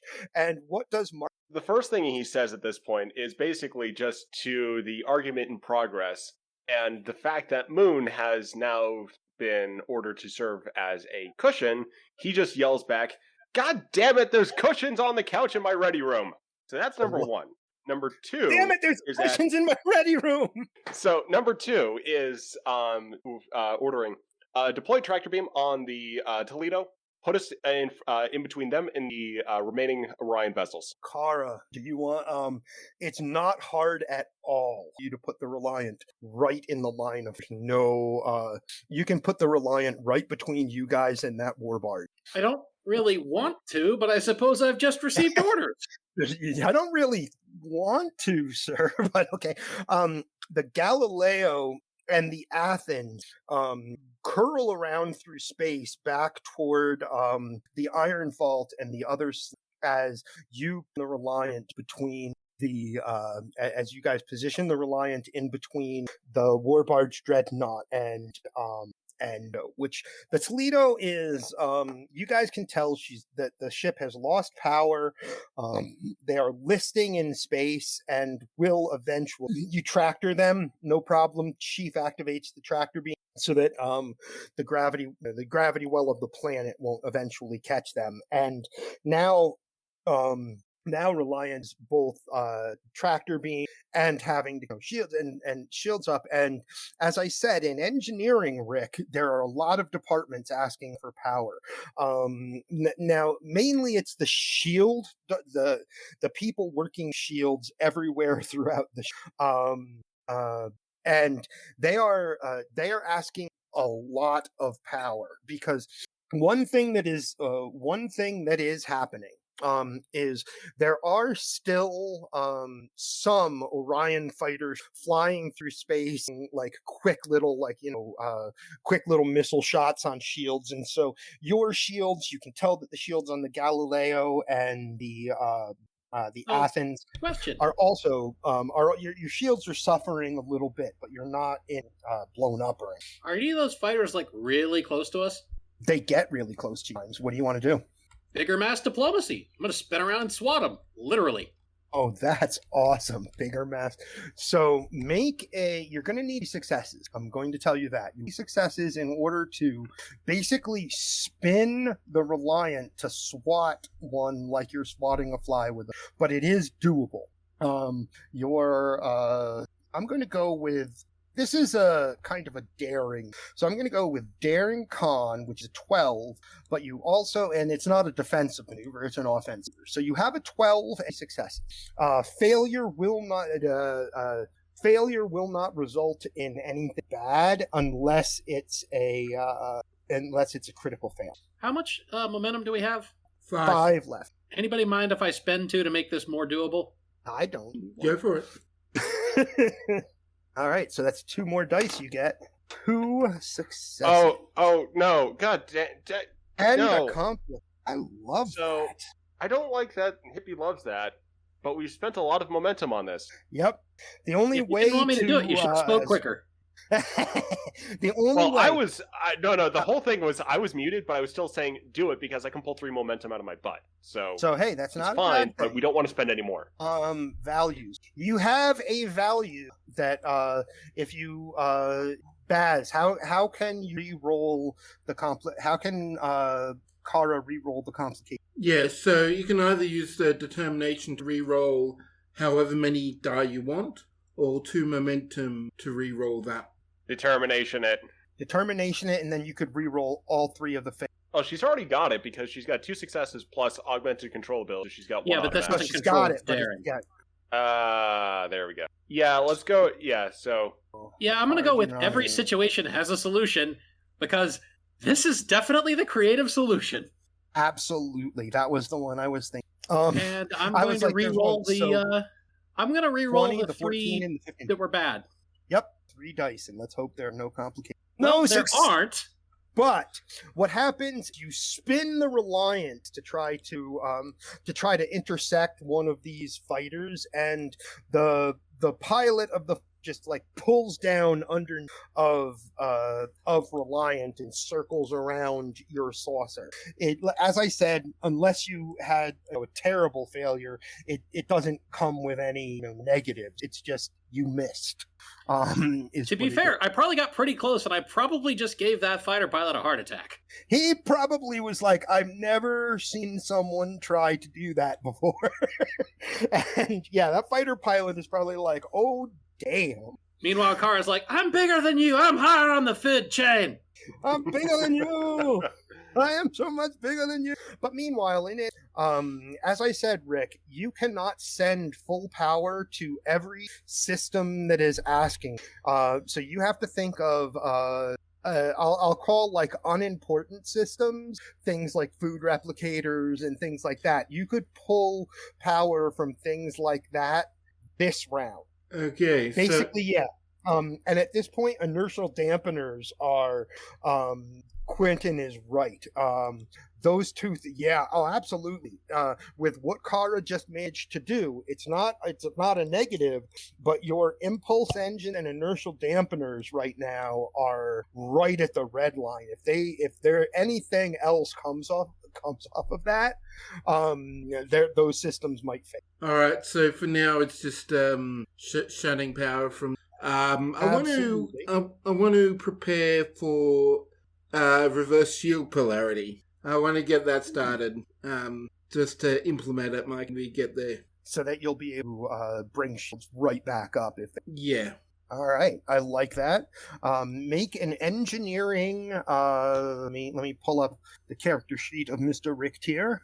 Make a reason engineering check, which gives you a 16. And since you know EPS power systems, crit on a 5 or less, I'm going to spend. And is this Rick or the entire engineer? This is the entire engineering. So he automatically gets a 16. So you get that auto success, and I'm going to spend 3 threat to bring your bad things number to 17. Okay, well, I'm going to use my determination and say my duty to others is my duty to myself. I gotta look after my crewmates here. That's true. And yeah, I like that. That works. I'll just do a normal roll otherwise. So it's a +3 or whatever this happens to be. 16 and 5. And it was what's 17? 17. 1 success, 1 complication. Yes. I love the use there. It's perfect. But you have got reverse shield polarity set up so that if your shields falter, you will have you will be able to near instantaneously bring shields back online. Your roll is a success in that regard. I'm just waiting for the complication to... Yeah, isn't that great? The complication is sitting there waiting as we see Rick get everything ready, and he's like, "We need to be ready to bring." You tell your engineering team what is about, like, what you're trying to do, and they all get to work. And so, like, that automatic success happens, and that's where we go from the Reliant on back down to the planet as 6 of these Lepadans, Whately, Bryce, and a Lethian. The Lethian is at staff point, and they come around onto that larger street that all of the rest of you are on, and the corporal is right there. Not face to face because Eli's tall as hell, but the Eli and the corporal are in the middle of that kind of street, having just met, and he says, "You say, come to save us from our oppressor." And as Willie, Bryce, and the Lethian are led into the alleyway, you hear the last moments of him, of what he said, "But we are not oppressed." And looks, and he's looking at Eli. Quentin, Janik, and the Benzite are just a little way. You also see one of the Whately, you, Bryce, and the Lethian can all see one of those staff weapons nearby built. One of the Lepadans. Oppressed. You talking about the Orion men given? You know why they're doing that? We do. Going to take over, to use you as shock. I have no stake in. Sounds pretty fucking oppressed to me. The war. I'd probably speak to the war minister, the Empress. So the Orions have brought us dominance. And that We comes are. with a price. You say it comes with a price. I would say it'd be a price wing, but I will allow. And he looks back to you are wait with Bryce and the Lethian. Looks back at the doctor and Quentin. He says, "But I will, if all of you are willing to disarm, allow you to be escorted to see the Empress and the various ministers. But I am sure your offer will fall on deaf ears." Then we won't go to the Empress, we'll go to the people. Smile on. Don't believe that I'm going to give you a choice. You may either speak to our leadership, and I am certain you will not be, or you can leave our planet. Or option 3. Whately, before Eli can speak again, Whately just kind of clears his throat and says, "General Order 1. That kinda doesn't apply here. The Orions already fucked that up, so we have a duty here to fix things. Even if it's just faceless voice broadcasting, they don't need to know it's us." The man that's standing there disarmed in front of you says, "Again, and do not think that you understand. I am telling you, you may either speak to our leader, convinced to deserve that." I don't remember asking you a goddamn thing. Now He sit down. punches you in the gut. I kick him after kicking the side of my shoe with the blade. When you say I don't remember asking you a goddamn thing, he punches you in the gut. I don't know what the rest of you will do, but this guy punches Eli in the gut. I want to kick him. I'm sure you do. He's very Everyone small. else should just applaud. Gets 3 successes. How can Eli dodge that, Baz? Oh no! Opposed daring security check. Yeah, you can make an opposed daring check, because that's what I made for him. So Eli's daring security is 10. 10. Yep. He punches you in the gut. You see it coming just enough to try to move, but you don't get to move. And he's we can roll for we have to. But he's pretty tough. This little guy is he's pretty strong, and that punch definitely knocks the wind out of you. What does everyone do? Do I need to have us roll initiative? What happens? Whately's Bryce's trying hand not to laugh. Bryce's hand goes. The Lethian speaks in his head directly, and he says, "The small one is not wrong. Their leadership will not listen to you." That's what he says in your head as Bryce puts his hand on his Janik raises his phaser up. The engineer looks to Quentin and has his hand on his belt. What do you do? I shake. Okay. It's then to what does Eli do? Because I just punched, and he gets the free action of he punches you, and he says, "I don't think you understand what I'm saying, alien." I stand back up.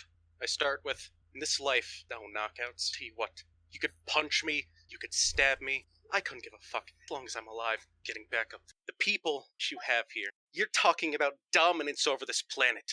They will rise up against you. Six Semper Tyrannus, thus to tyrants. And I just stare at him. Leans to the side to look past Eli, and he says, "Is he your leader?" And he's looking over at Quentin and he's looking over Quentin and Janik and the engine. The Benzite's not going to say a damn thing, but he looks over at all of you and says, "Is he your leader?" Looks to Quentin. You're the of the three of you. Well, actually, Waitley. Right, but he's not looking at. He's looking at the because you're on opposite sides of the. Okay. Like basically, your groups have him surrounded. Waitley says, I think it's Nep. And yeah, he does his he makes the guy want to take a nap. Makes the guy want to take a nap. That will be an opposed that will be opposed what were we calling it? In presence and versus let's say control and command. Okay, control command. Opposed control Control for the Lepadan. For Wait. Go ahead, Waitley. Nope. I guess it's not nap time. Okay. It is not nap time, and it is not nap time in a big. You're like, I think it's nap time, and you like send that directed. You're going to go to sleep. Command at the corporal, and your complication comes as when you tried to affect that whole group. You affected 6 of them, and the complication was you gave one of them resistance against your attack, which is this guy. And I think it's nap time, and now you need to make a control command check because your sleep command is coming back at you. You have to beat your one. Well, I met it. You met it, so you feel it bounce back at you, and you're like, "Holy shit! That almost put me out." That is what happens with that. I think it's nap time. And he turns around and he says, "Are one of you in command?" He might take talking. The sad thing is, based off what we were talking earlier, technically Eli would be in command. I know. He is in command. He is the third officer. Eli is in command of the situation. No, and nobody's answering this guy. So he turns back to you. "So, do you want to speak to our leaders, or are you going to..." Pick option B. I move out of the way. Activate the cannon. I say that rather dramatically just to see. Activate the cannon. Benzite takes out the Benzite non-powered cannon, and he presses a few buttons, and that phaser turret pops right back up. Unfortunately, you would be in the way right now, so the engineer doesn't fire, and he says, "And you're leaving. Option B. You have 1 minute." Or what? You had a You slip of the noticed- tongue there, Nick. You said option B. Option B was wing. You meant to say option C. I did say option C. No, you said- you said B. You said Oh, B. You said B. You said Do you B. mean C? That's okay. That'll give him a I meant different C. reaction. You say, "Option C, activate the cannon!" And the cannon activates. "Tire of you. Enjoy our market." He looks back into the alley. "The rest of you, if among you there is a diplomat who is working with him, then he will accept you at the Empress Palace. Waitley immediately Or the raises Empress his Hall. hand. But otherwise, enjoy the market." I want to kick the thing of my heel to activate the blade on my shoe. Okay. You activate a blade on your shoe to walk away. He takes a step away. He takes another step away. You know, He is out of range of stabbing by your shoe. Yeah, I just put the blade back in before. And he goes back to a group of security officers there, and he says, "Keep an eye on them. They are not detained. They're if any approach the Empress Hall, make sure they are Otherwise, keep an eye on them, let them in. He and 3 of the others walk away, and 3 of them to kind of scatter into the area around you, kind of taking up positions to watch where you are, and your 2 groups are able to come back together. Yeah, Whately's still standing there by the Lethian, holding his hand up. Because when the guy is like, is any of you a diplomat working with him? Whately's hand just immediately shot up. Just like, yep. So the Lethian speaks out loud as your groups come together, and he says, whoever you, and he looks at you, he says, they'll understand that the people are not going, the leadership are not going to give up the advantage the Orions has brought them. You understand that. Whately nods with and just smiles. Best you'll be able to hope that Alchemaeon maintains some love for your Federation. I know they intend to install him as some sort of go-between representative. I don't know their entire plan. You haven't killed me, I can tell you that much. And then he looks over at Eli, Quentin, all of you who are coming together, and you. He looks at Eli. If you want further help, I need a guarantee I will not see inside of it. You want a guarantee from me? You seem to be the one in charge. I don't negotiate with fascists. He looks very confused, turns back to Whately. So, if you're talking, the So Lethian has no idea what you're talking about. He's like... Whately doesn't say what I just typed in game chat, but the Lethian heard what I was thinking. Kill you. I'm not a Starfleet doctor. I'm a chaplain. He says, all I can tell you is what I have told. Their leadership will not want to hear you have to, but are likely to survive since you've survived this alley. With no objection, I would like my team to accompany us. He says, at the moment, I'm your... That was directed, and he points to Corporal Everyone Badass. else. Oh, Corporal Badass is walking away. Corporal Badass walks away with the other 3 of his men take up positions on the streets and areas nearby to keep an eye on you. Then we fall in line behind him, and Whately shoots a thought to Eli. Your best behavior. Okay. As the away team begins to follow back across the main plaza, up on board War Barge Dreadnought Oakley. You move a little bit. Real quick, go ahead, real quick. Before we change scenes, the last thing Whately does, he taps his comm badge and apprises Graves of what's happening. Okay, what do you say? Whately to Reliant. Bryce and I are no longer on the enemy ship. We have beamed down to the planet with a friendly Lethian in our accompaniment. We have met up with the away team, and we are currently on our way to the Imperial Palace to begin diplomatic negotiations. At this point, if Graves is just receiving the transmission blank in the middle of combat, he's going to say, good, the Toledo has taken heavy damage, it's drifting in space, and we need a diplomatic option. Oh, that's so perfect. Because then we need a diplomatic option, and we fade to Oakley. Oakley, you move a little bit faster than Captain Kofik and his you're an exocomp. You fly through the hallways, and something that you don't that basically you and Kofik had mapped out if we go down this hallway, most likely we're not going, if the ship is in a battle. Got about 10 minutes, perfect. We'll go right back to the bridge right after.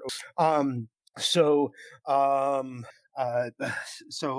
see something you weren't expecting, which is you round the corner to where you've got to start planting the bombs to take out the weapon. There is a circle of 3 Orions. They are not looking in your direction, but you're not going to be able to get where you have to go without alert. What do you? Wait, who is that one too?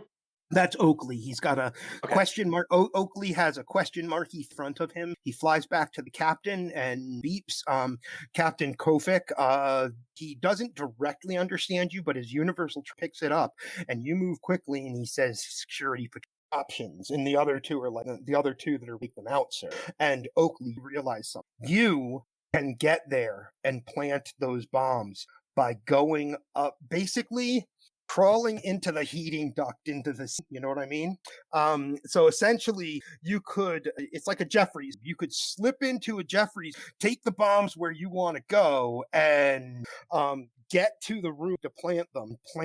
The only thing that you won't be able to do is basically it means that security security forces on board this ship are already blocking your access to two of the places you want to go. What this means is that after you set those bombs in the weapons chamber, you will not be able to set the bombs that would disable and their structural integrity. Basically, you won't be able to blow up the ship, but you'll be able to disable. Does Oakley suggest this plan to Captain? Disabling is better than nothing. Captain Kofik, he gets a look on his face. Now, remember, he's a Tellarite. He's like, you're not quite a robot. He goes, he looks at you, Oakley, and he says, you're not quite a regular exo, are you? Give me the bombs. And he takes the bomb belt and holds them up to you. All you have to do is activate a magnet on one of your sides, and you can hold these bomb belts and go up into the vents that need to be. Boom! Replicating magnetic grappler, and all of the viewers anyway see Oakley slip into a vent and begin to go through very small vents on board this Orion. And meanwhile, on the bridge, the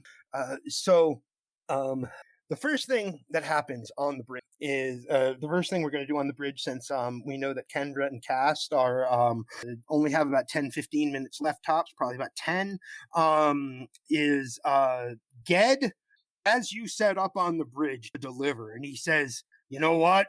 I'd rather keep you both alive than worry about my bedside manner. But if it matters, Commander, I really do like you. So let's save 2 lives today. And he pulls gloves out of his pack and pulls on medical gloves and says, so let's save 2 lives today. And you feel, Kendra, like this should have been a couple of hours, and it may be because the child is half human, half Bajoran, you don't know, but he says, so let's save 2 lives today. Baby's in distress, we've got to get your blood good. And you are going to be able to roll an assist for, and I'll even let you roll Dr. Ged's. Dr. Ged has a 15. His number is a 15. He needs 2 successes. But he has emergency medicine as a focus with crits on a 5 or less. And this is the one roll I'll be like, yeah, I'm not going to throw any threat at this.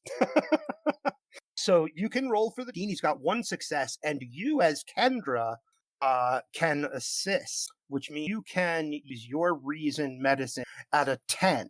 And I'm going to give you the ability to have it I'm going to give you the ability to re-roll 1 die if it fails, because you have you've got 2 successes, so you don't need to re-roll anything. As the battle around you and the bridge has a little bit of the red alert stuff going on, Moon is behind you and he's like, Commander, he's at, Moon might fail. Is what's gonna happen. The bridge is a mess behind you. Like, not a mess, but you're in the middle of a fight, and it seems like that behind you. And you are drawn in focus to what Ged asked you, lives. That's like those words echo in your mind. So let's save 2 lives. And 3 successes between the 2 for medical. In the middle of combat on the bridge, and this may happen a little later. We're doing it now because we know that Kendra and Quentin are leaving. But in the middle of combat, all of a sudden, the bridge fills with the sound crying. It cuts over the red alert klaxon that is at its lowest point right now. It cuts over what people are saying. There's just the sound suddenly of a brand new life on your Kendra. The child is small. Because the small, as you discussed, being half human, being born at 6 months is early for a half human, but you're Bajoran, so it's late for a Bajoran. You now can roll D20, and we're just looking for the raw result. On evens, you have had a daughter. On odds, you have had a son. As Marcus hears the cry of the baby, he says over the din of the baby and the battle, "Welcome aboard, acting ensign." Nice. It is even. So you've had a daughter. You That's deliver. That was a What's one. that? Oh, raw result of 1. You have a son.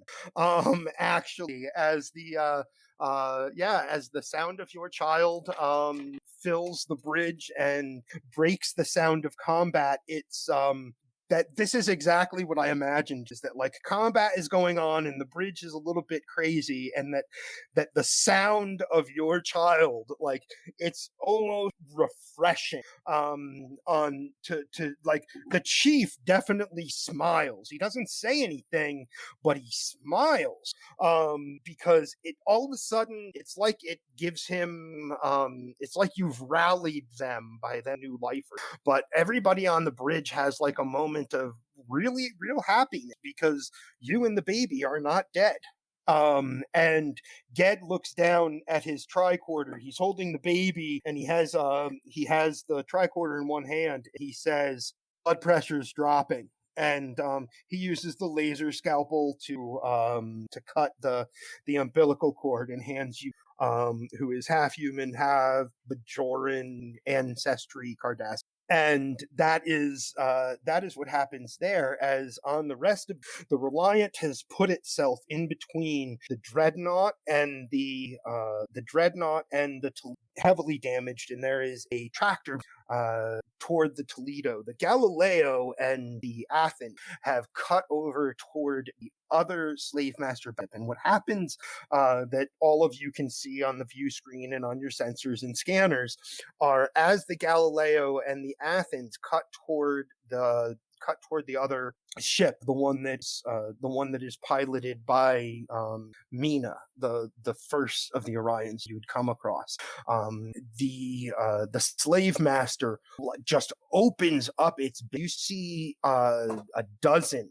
You see a dozen fighter ships hit the sky right in front of the Nebula, and right in front of the Athens and the Galileo, and the actions of the Athens this round. You also all see another gravity well fired right in front of that slave master, and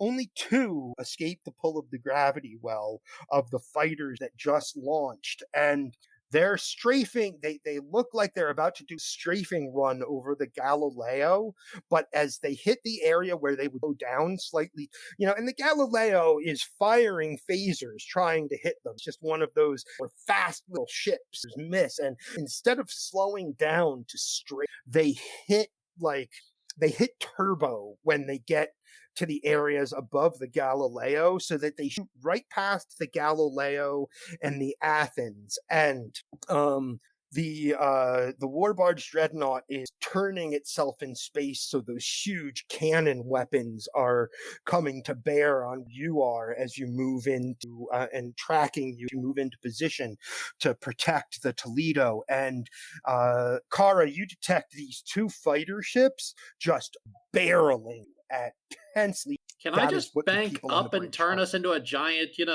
catcher's mitt? Try, but we could also fire weapons. Or we could also fight. You say we could fire weapons, and Larissa's ahead and fires weapons from the Reliant at the 2 approaching. Oh, she does wonderfully. She blankets the air she blankets space in front of the Reliant with phaser shots. There is an issue. What is the what happens? She blankets the area of space in front of the Reliant. As Kara, you may make that piloting check, which is an opposed check, mind you. You are opposing those 2 pilots who have some negatives happening because they are being shot upon. They don't get initial there. You should make a piloting check. Is this piloting check control con, or is this going to be some control con? Sorry. this point, I kind of I think most of us, for whatever reason, I come to the opinion people have the same thoughts, and because often control con is Successes. 3, it's control, so I get augmented. Control, so you get augmented. So you get and manage to turn the Reliant out of the way of these super fast moving fighters that are heading towards you. The area of space that they enter is suddenly blanketed with phasers, and Larissa was not firing, but what Larissa ends up doing is knocking out both of their engine systems.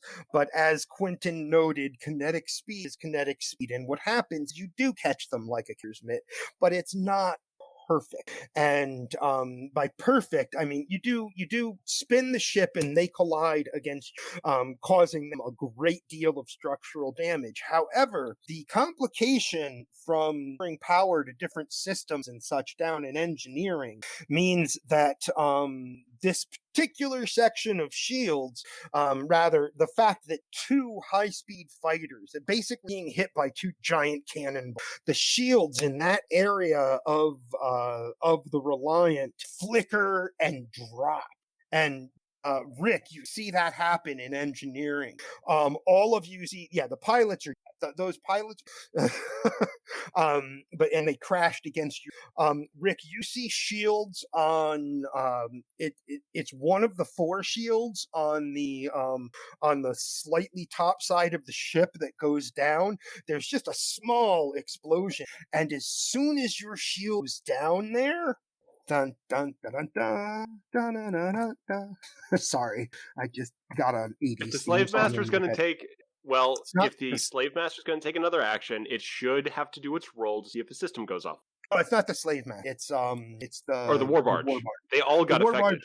War Barge, let me see how good their computer scientist... The computer scientist has managed...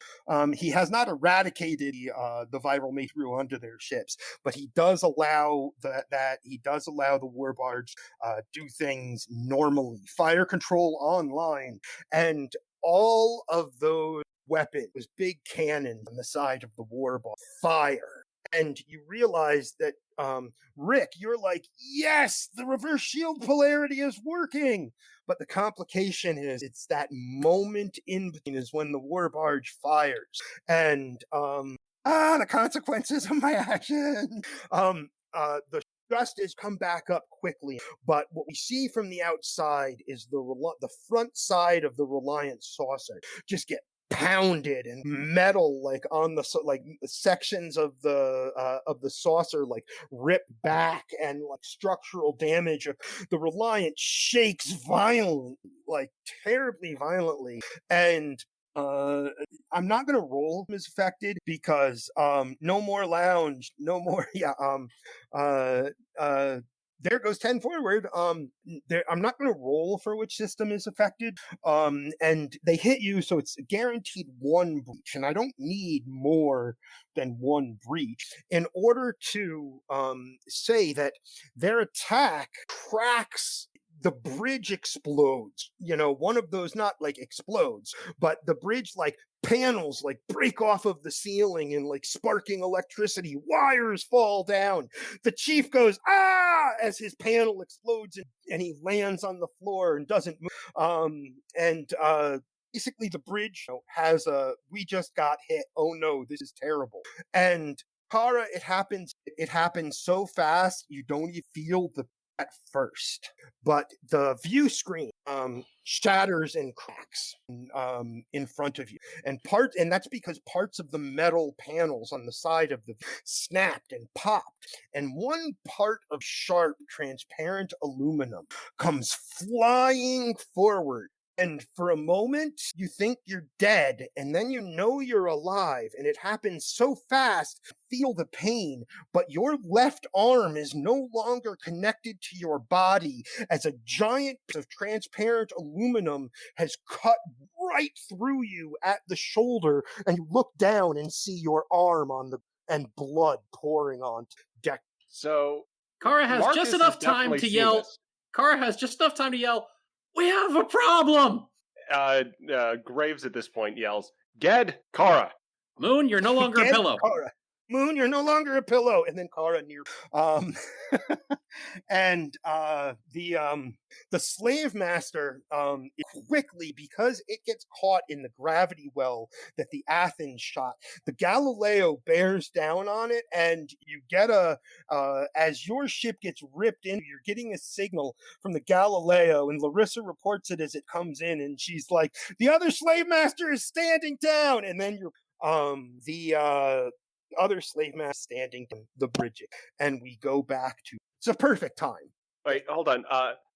What about the war barge and Oak Venture? Planet, war barge, and Oakley's adventure, then back to Europe. Okay. And that should actually us right about to the we're doing, I hope, real. So on the planet, you as a group, you ask one of the people in the plaza. You ask one of the people in the plaza which one of these buildings is the Empress, and they point you to it. And the surprising thing for you is that it doesn't look all that different from the other kind of squarish buildings on the side, or elsewhere in the plaza. Is the main difference is that out in the front of it there is a statue of a woman. Those of you who had seen her, which were Waitley, and I don't remember who was on your team the first, but I know this is where Waitley had gone. Rick, I was there too. Rick was there too. And Waitley, you know that she is, Eli was calling people a fascist in the alleyway. She definitely, if she's in control of this planet, thanks to the Orions, she's gotten everything she wanted, and there's probably no way that's your guess. Now, if I remember correctly, this was the same woman that we dealt with the first time we came here with the Undine, right? It was. Okay. Because one of her advisors was an Undine. So you may be able to play that card. We helped you find the alien that was trying to, whatever. I don't know what you guys are going to do, but as you enter into the hall, it is a very well appointed, beautiful designed, lots of some sort of marbleized rock columns, and a couple of obvious meeting rooms, and an obvious, it's not really a throne so much as it is just a chair that's a little bit bigger than the chairs that are around it. And it looks like it is in a permanent spot, whereas the chairs that are around it look like, essentially you're walking in what appears to be a throne room. Absolutely. It appears to be a throne room. And, there is that woman who you have, met once before when you guys were on this planet before. There are two others that are sitting there. One is a male. He's dressed in what looks like, I would call it decoration. It's ceremonial armor. It doesn't look like it would have a lot of use on the battle. And there is another one. There's another person sitting there with that is wearing some kind of like a brown short robe. It's like a long shirt or a short robe with brown pants as well, just a shade. And they are both Oompa Loompa people. And there is a chair that is occupied by the Orion the Orion that you all know. Sure, there's a pointy hat. Why not? The Orion that you all know, Dara, is sitting there in a chair, and she's relaxed back. And oh, look, you've brought friends this time, Doctor. The corporal encountered you outside. Goes forward to the gathered people in that room that you walk into, and says, "Empress, these aliens present alternative thinking. It does not sway me, however. Their unique ability and perspective has given me to bring them before the council." Looks down at him, looks down at all of the others, looks down at you all, I mean, not all of the others. She looks down at all of you, turns to the one that looks like he's in ceremonial armor and says, "Is this Corporal, one of your best men?" He says, "Yes, Empress. Good job. You will report to the War Minister." "Yes, Empress."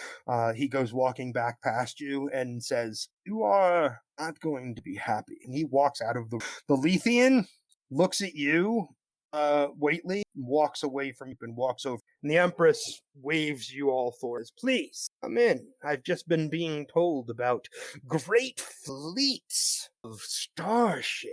Bunch of you there.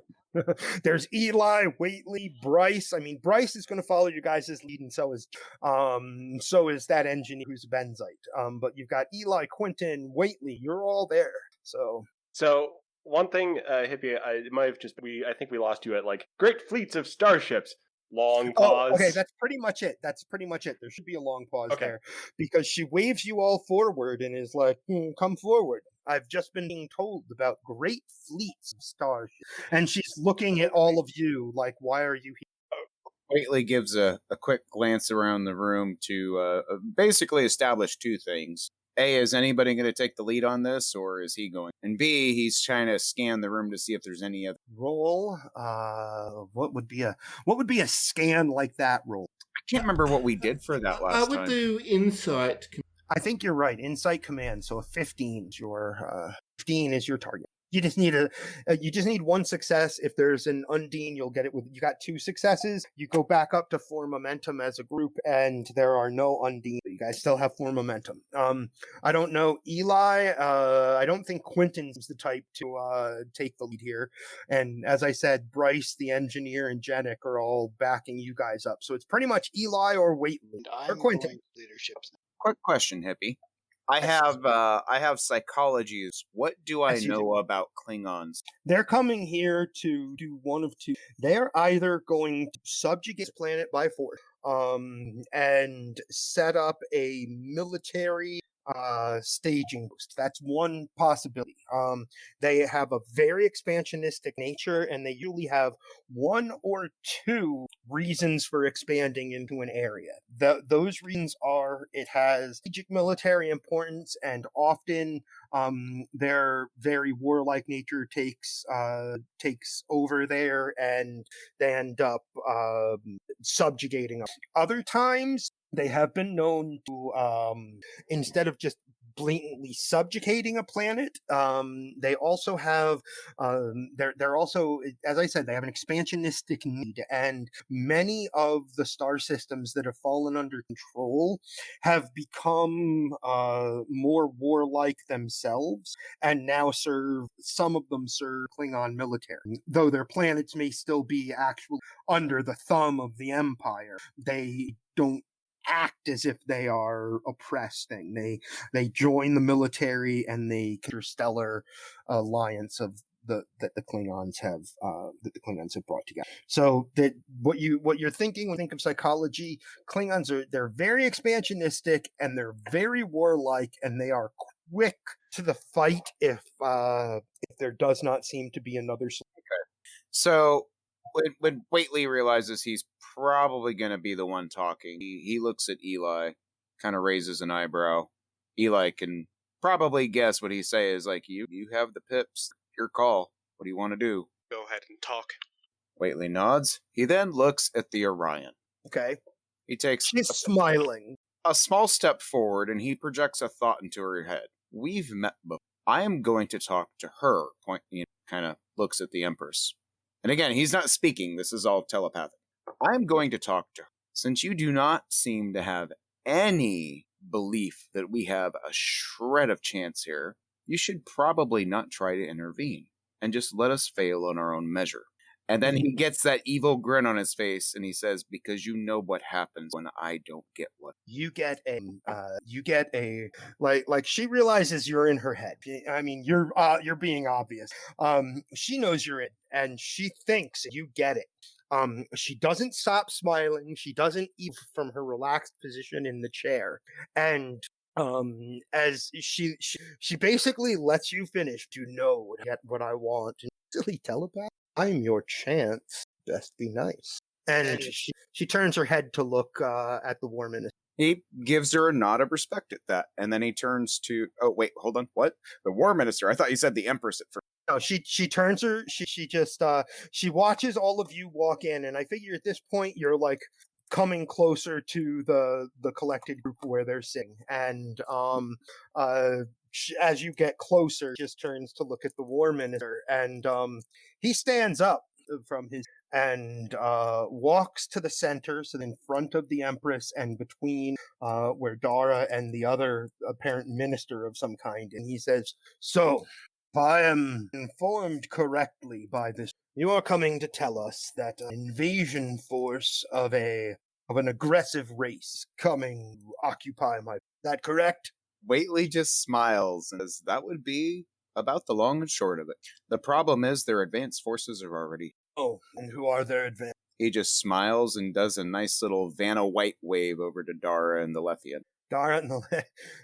Dara says, "Oh, why not? This planet is tactically advanced to both your Starfleet and the Klingon defense. It is also a very advantageous place for the Syndicate to set up shop with someone more capable of dealing with your Federation." Whately nods and says, "And yes, under normal circumstances, we would be more than happy. More than happy. I cannot possibly humanly..."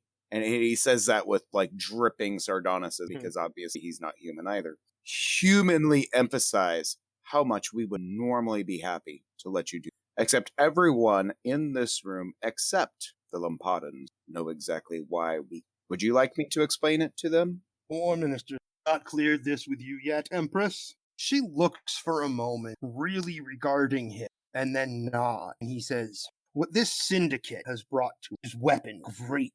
When these aggressive aliens and their ships arrive, we will fight them here on the ground, and hopefully be annoying enough that they don't want to conquer and they want to instead occupy. That is what we see as our best outcome. As we now," and he says, "as we now know, galaxy is far greater than our little..." Eli tries to stifle a chuckle.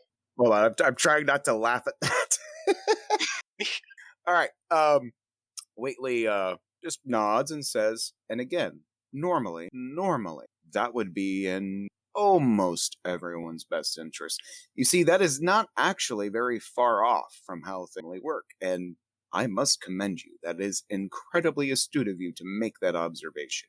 And quite frankly, I don't think anyone on our away team even remotely thought that you had even come to that conclusion yet. But there is one thing, one teeny tiny little detail that is being neglected throughout all of this conversation.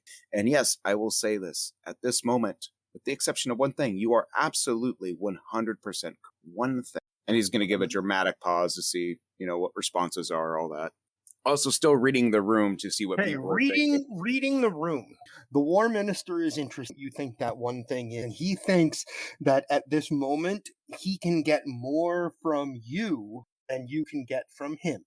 The Empress trusts her War Minister implicitly, and that is because they're the thing that is in this instance is that they cannot stand up on coming, and so her faith is and the other person, the one in the robe, has you can tell that he is some sort of scribe.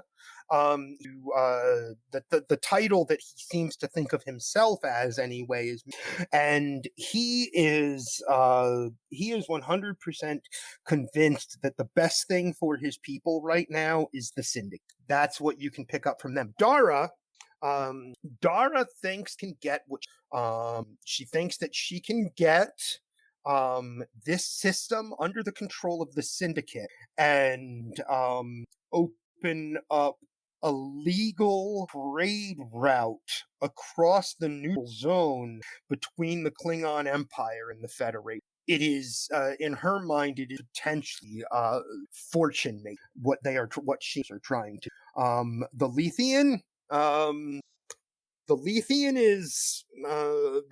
is observant, and he is very loyal to Dara, but not the others. That's what you pick up from before you end your dramatic point. Okay. Whately takes a deep breath because he knows he's about to do something bad. Uh-oh. "Your Highness, your Empress." And he addresses her exactly the way he addressed her when they last met. Great, okay. I remember that. "We have met before, but you do not remember. Do you recall an alien imposter in your court? some months ago? He nods and stands up, walks forward, and you can tell now, actually, anybody watching, there's some sort of like there's a protocol that the three Lepadans are following. Dara doesn't seem to be following the protocol, but you get it when she stands up, puts her shoulder or her hand on the War Minister's shoulder, and he sits down and she stands in the place. So the little protocol is that they speak when they are standing in that spot. And you pick that up as she steps forward and she says, "You mean the creature that was impersonating?" "Yes, I do recall when that. You are saying that you were here then?" I was the one who pointed it out to you. If I may, and he slowly holds his hand up, he says, "I am going to pull a tool, not a weapon, a tool, to display evidence of what I am about to say. May I have your permission, Your Highness?" She holds up her hand. "You need no evidence. You speak of a curse. The reason... There's an alien force." She says, "There is an alien force coming to my planet to subjugate my people. Can your alien space protect me better than hers?" Protect you The better than weapons she her? has brought, and the weapons. Dara still smiling, and it certainly makes her happy that the Empress to believe, like, there's definitely Dara's happy that the Empress believes that Syndicate is. The one little mistake, that one little thing that everyone has forgotten. The Klingons are not coming to subjugate. They are coming because they know that creature was here. They are at war with our people because they believe our people have been... They are coming to destroy, to annihilate. That is the one little... Then we will fight. The War Minister, she says, "Then we will fight." And the War Minister stands up, puts a hand on her shoulder. She sits back down, and he takes the step in the middle, and he says, "And the only way that I find we can trust you is if, like our friends Syndicate, who provide us with Dara, she is the cat that ate now. Her smile is eerie." Whately looks at Dara and says, "That is entirely up to your Syndicate friends. However, we are not opposed to that idea, so long as we can come to mutual agreements as to how to approach it, and that's a debate to be had between us. But She something says, that's a diplomatic. But something tells me that," and he again gestures at Dara and the Lethian, "they did not know this part." Which may be coming to annihilate them. They know an aggressive. She says, "They know an aggressive. I do not believe they are coming annihilate it, but you may be right." Would you The rather War be Minister wrong? She says, "I would rather not be." Whately nods, Because gives his honest- most charming smile, and kind of rocks back on his heels and lets them talk.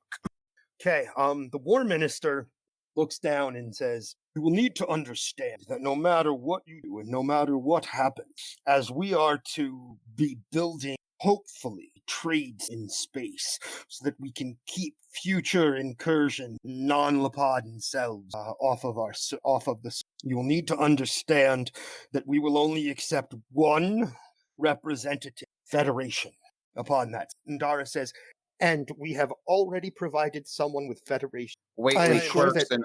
Oh, sorry. At this She's- point, and- Whately actually interrupts and quirks an eyebrow and says, "Do you mean the Bolian?" "You're far more knowledgeable than I thought." The Information Minister stands up, puts his hand on the War Minister's shoulder to spot, and says, "Our terms are very simple. We understand that the aggressive force will be here in less than 7 cycles. Which The means term- we our have to terms- act...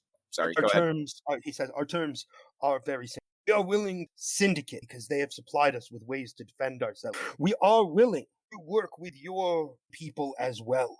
If there is some way to prevent an annihilation, as you suspect may occur, then we beseech you to take it." One question. Dara stands up and walks over, and she stands up and walks over to the Lethian stays over near the Lepadans, and she's looking at. She basically catches eyes with all of you. Eli, it looks like you want to say something, and so she holds her eyes with you for a second, and she's not pushing her pheromones. All of you who would be normally subject to that can know she's not doing. Say to her, Eli, or to anyone out loud. I just have one kind of question. What kind of weapons has she been giving you? Just rifles, pistols, that sort of thing? Goes. She's closer to you, and she says it a little more softly. "And training and flying fighter vessels, Klingons will find a people to defend them. We'll annihilate them. She says, You have the fighters, sure, but that's not going to mean much when a bird of prey just starts pounding you. She says, we're aware.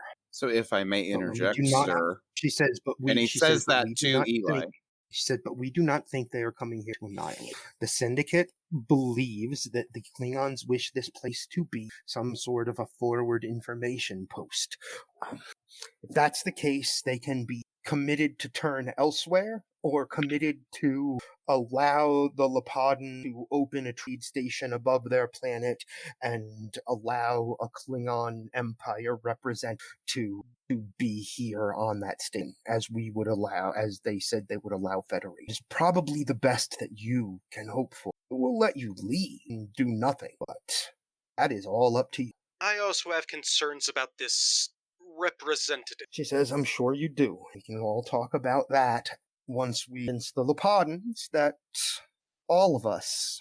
And, Waitley, she Yes. doesn't lie when she says this, and she projects she's definitely knowing that you are there, and Eli, with your empathy, you pick this up too. This last thing that she says before we shoot up to Oakley, because we are right at the end here. The last thing she says to you is, she says, and I'm certain we can all discuss that later once we get to the Lepadans, that the all is not. And Oakley, you are in the weapons bay of the large war barge. You know exactly where to place them. That's not a problem. And you are programmed to basically set them perfectly, and I hesitate to even make you make a roll.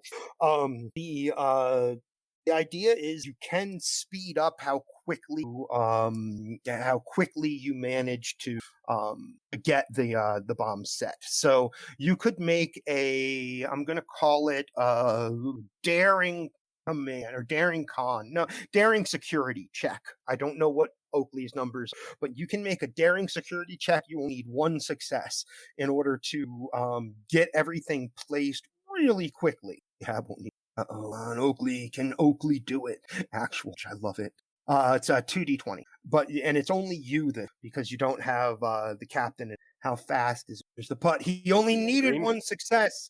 Like I said, Oakley beat around that weapon bay and the room immediately connected to it so fast that even if someone was in there to catch you, they couldn't catch you because you're just like zoom, zoom, zoom, zoom, and like just boom, magnetize the explosive charges exactly where you want them.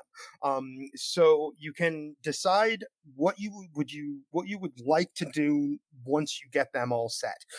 Is it back in the tubes and get back to the captain and get off this ship and then disable it, or is it do I want to try to take these charges to the last place? It's like you can disable it, or you could potentially destroy this ship. It's up to you. And then it's Oakley. We're about to get back to actually we're going to go through engine disable. There's enough death. Oakley. Oh, yes. Oakley shoots back, takes the last two charges, shoots back up in the Oakley vents and speeds through them and is approaching the area where there's a power, there's a power control or structural integrity. And Oakley slips in there, taking longer than the captain thought he would, and wants to do a proper demolition job.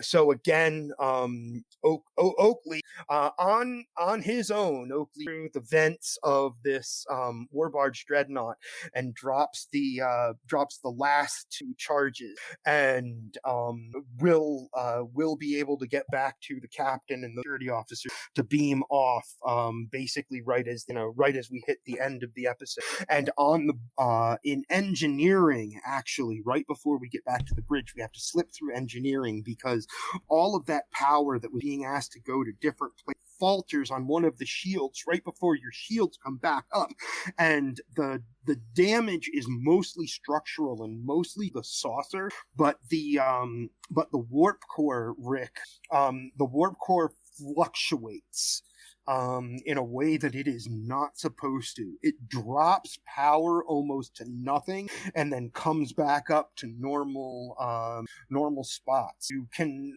make a reason engineering check. You need 3 successes to figure out what just happened. Okay, I will use a momentum. Okay, you guys are down to 3. This is so perfect. Ta-da! Reason engineering is. I don't have focus on. Is the away or I'm is the sure you engineering do. team assisting? Yes, the engineering team can assist if you call for them to. Yep. And that gives you automatic success.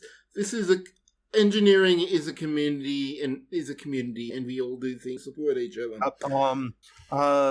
PS power systems definitely apply, so your one of your focuses applies with re-hearing. All right, so that'll be 3 total successes with the engineering team backing me up. Okay, your as the shields dropped, because of where you had been sending power and such, the draw for bringing back up the shields by reversing the polarity, the draw on your power systems shot right through power relays, burned out a couple of them, and pulled directly from warp core power.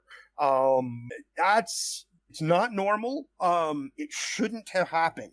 And your warp core may be compromised by it happening, and by that you may not want to go to is all you're thinking. And it's a may not want. You very well could be wrong. You don't know. And back on the bridge just exploded all around all of you. Kendra's baby is crying. Kara is near passed out.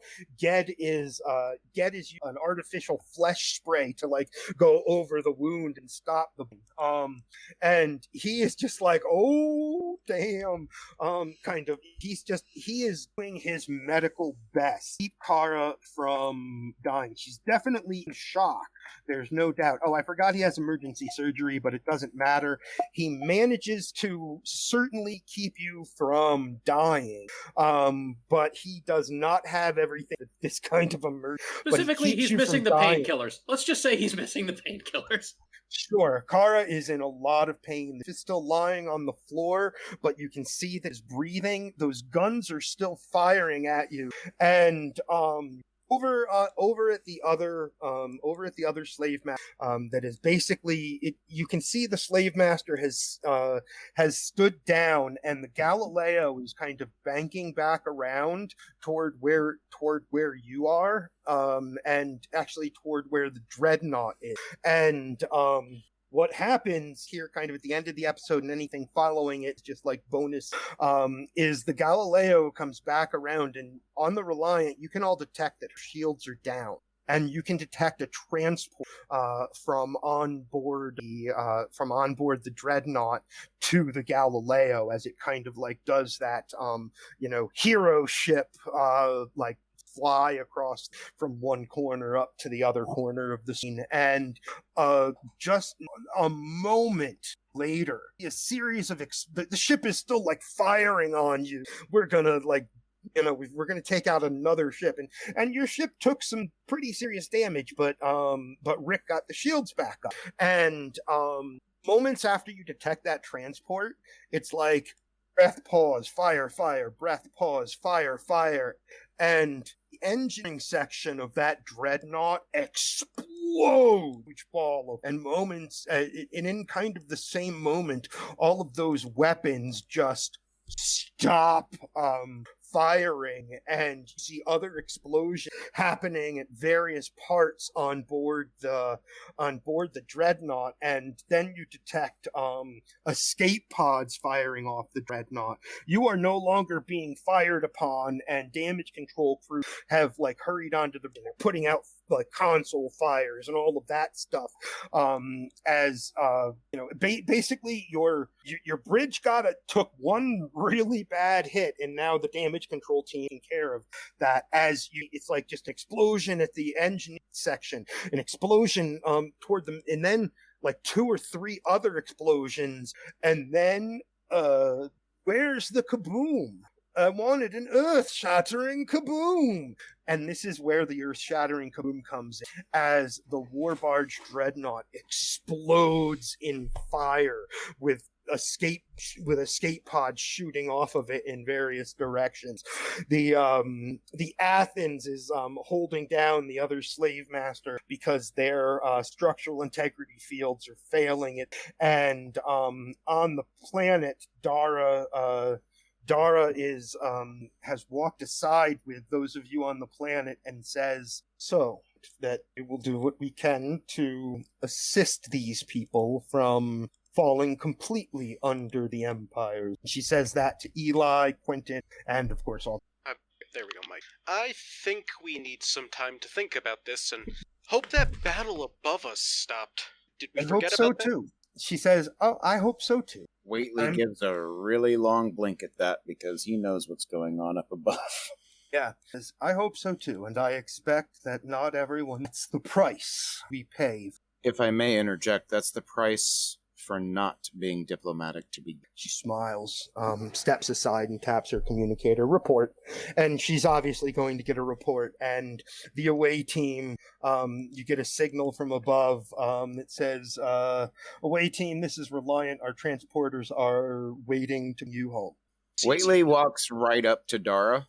She looks a little disturbed. Right up in her face. Like he's not respecting personal boundaries. She looks at you, and it's obvious that she is not happy with what you saw. She just got a report up. And he says very softly, so that only she can hear it, I stand by what I said. If we can keep these people alive, we will. Good. We'll send you a Federation citizen willing to, as soon as I get back on, which apparently is terribly damaged. I never lied to you. She looks over at you, Doctor, and says, actually, you say, I never lied to you. She looks over at you, Doctor, and gets a grin on her. Perhaps next year, walks over to the Lethian, taps her, taps her wrist communicator, to beam up, and, the two of them, the Lethian and Dara, transport away back up to and your away team transports back up to the Reliant, which is damaged, but not irrevocably. And very soon after the away team comes back on board the ship, Ged is able to move Kara and her arm, and the new mom able to get medical personnel up, get people moved to sick bay and that sort of. So he's able to get that taken care of, and as you comes back on board, the Iron Vault sends you a communications package.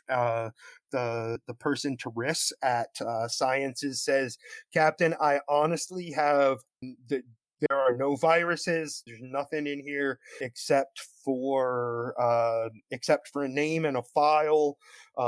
Galileo, Athens, and Toledo are all getting information package. What are these? It's a file on a Federation willing to work at what becomes of Lepada. It's a suggestion from the Orions to a Federation. Okay, so who's already here? You look at the file, and Waitley is and all of your officers will probably be about to give a report, and you look at the file, and the name, the picture, first of all, is probably what catches your eye first, and then it's the name. That's your father. The Orions are asking the captain to relay to the Federation that your father is being suggested for a representative position here on Lepada. Waitley will feel this. He will feel this. Especially since he's probably waiting. He is just feeling pure rage that this person was involved with the Orions, this entire mess, and he starts thinking Federation command codes. What did he have a part in that? Whoa, and then being here, it's like of all people, Dara knew that there was this connection, and he is just trying to repress so much rage at this of just, oh my god, there are no words. I am so glad that revealed it to have. I was like, that's so perfect. That's awesome. I'm glad. And so that is the end of the episode.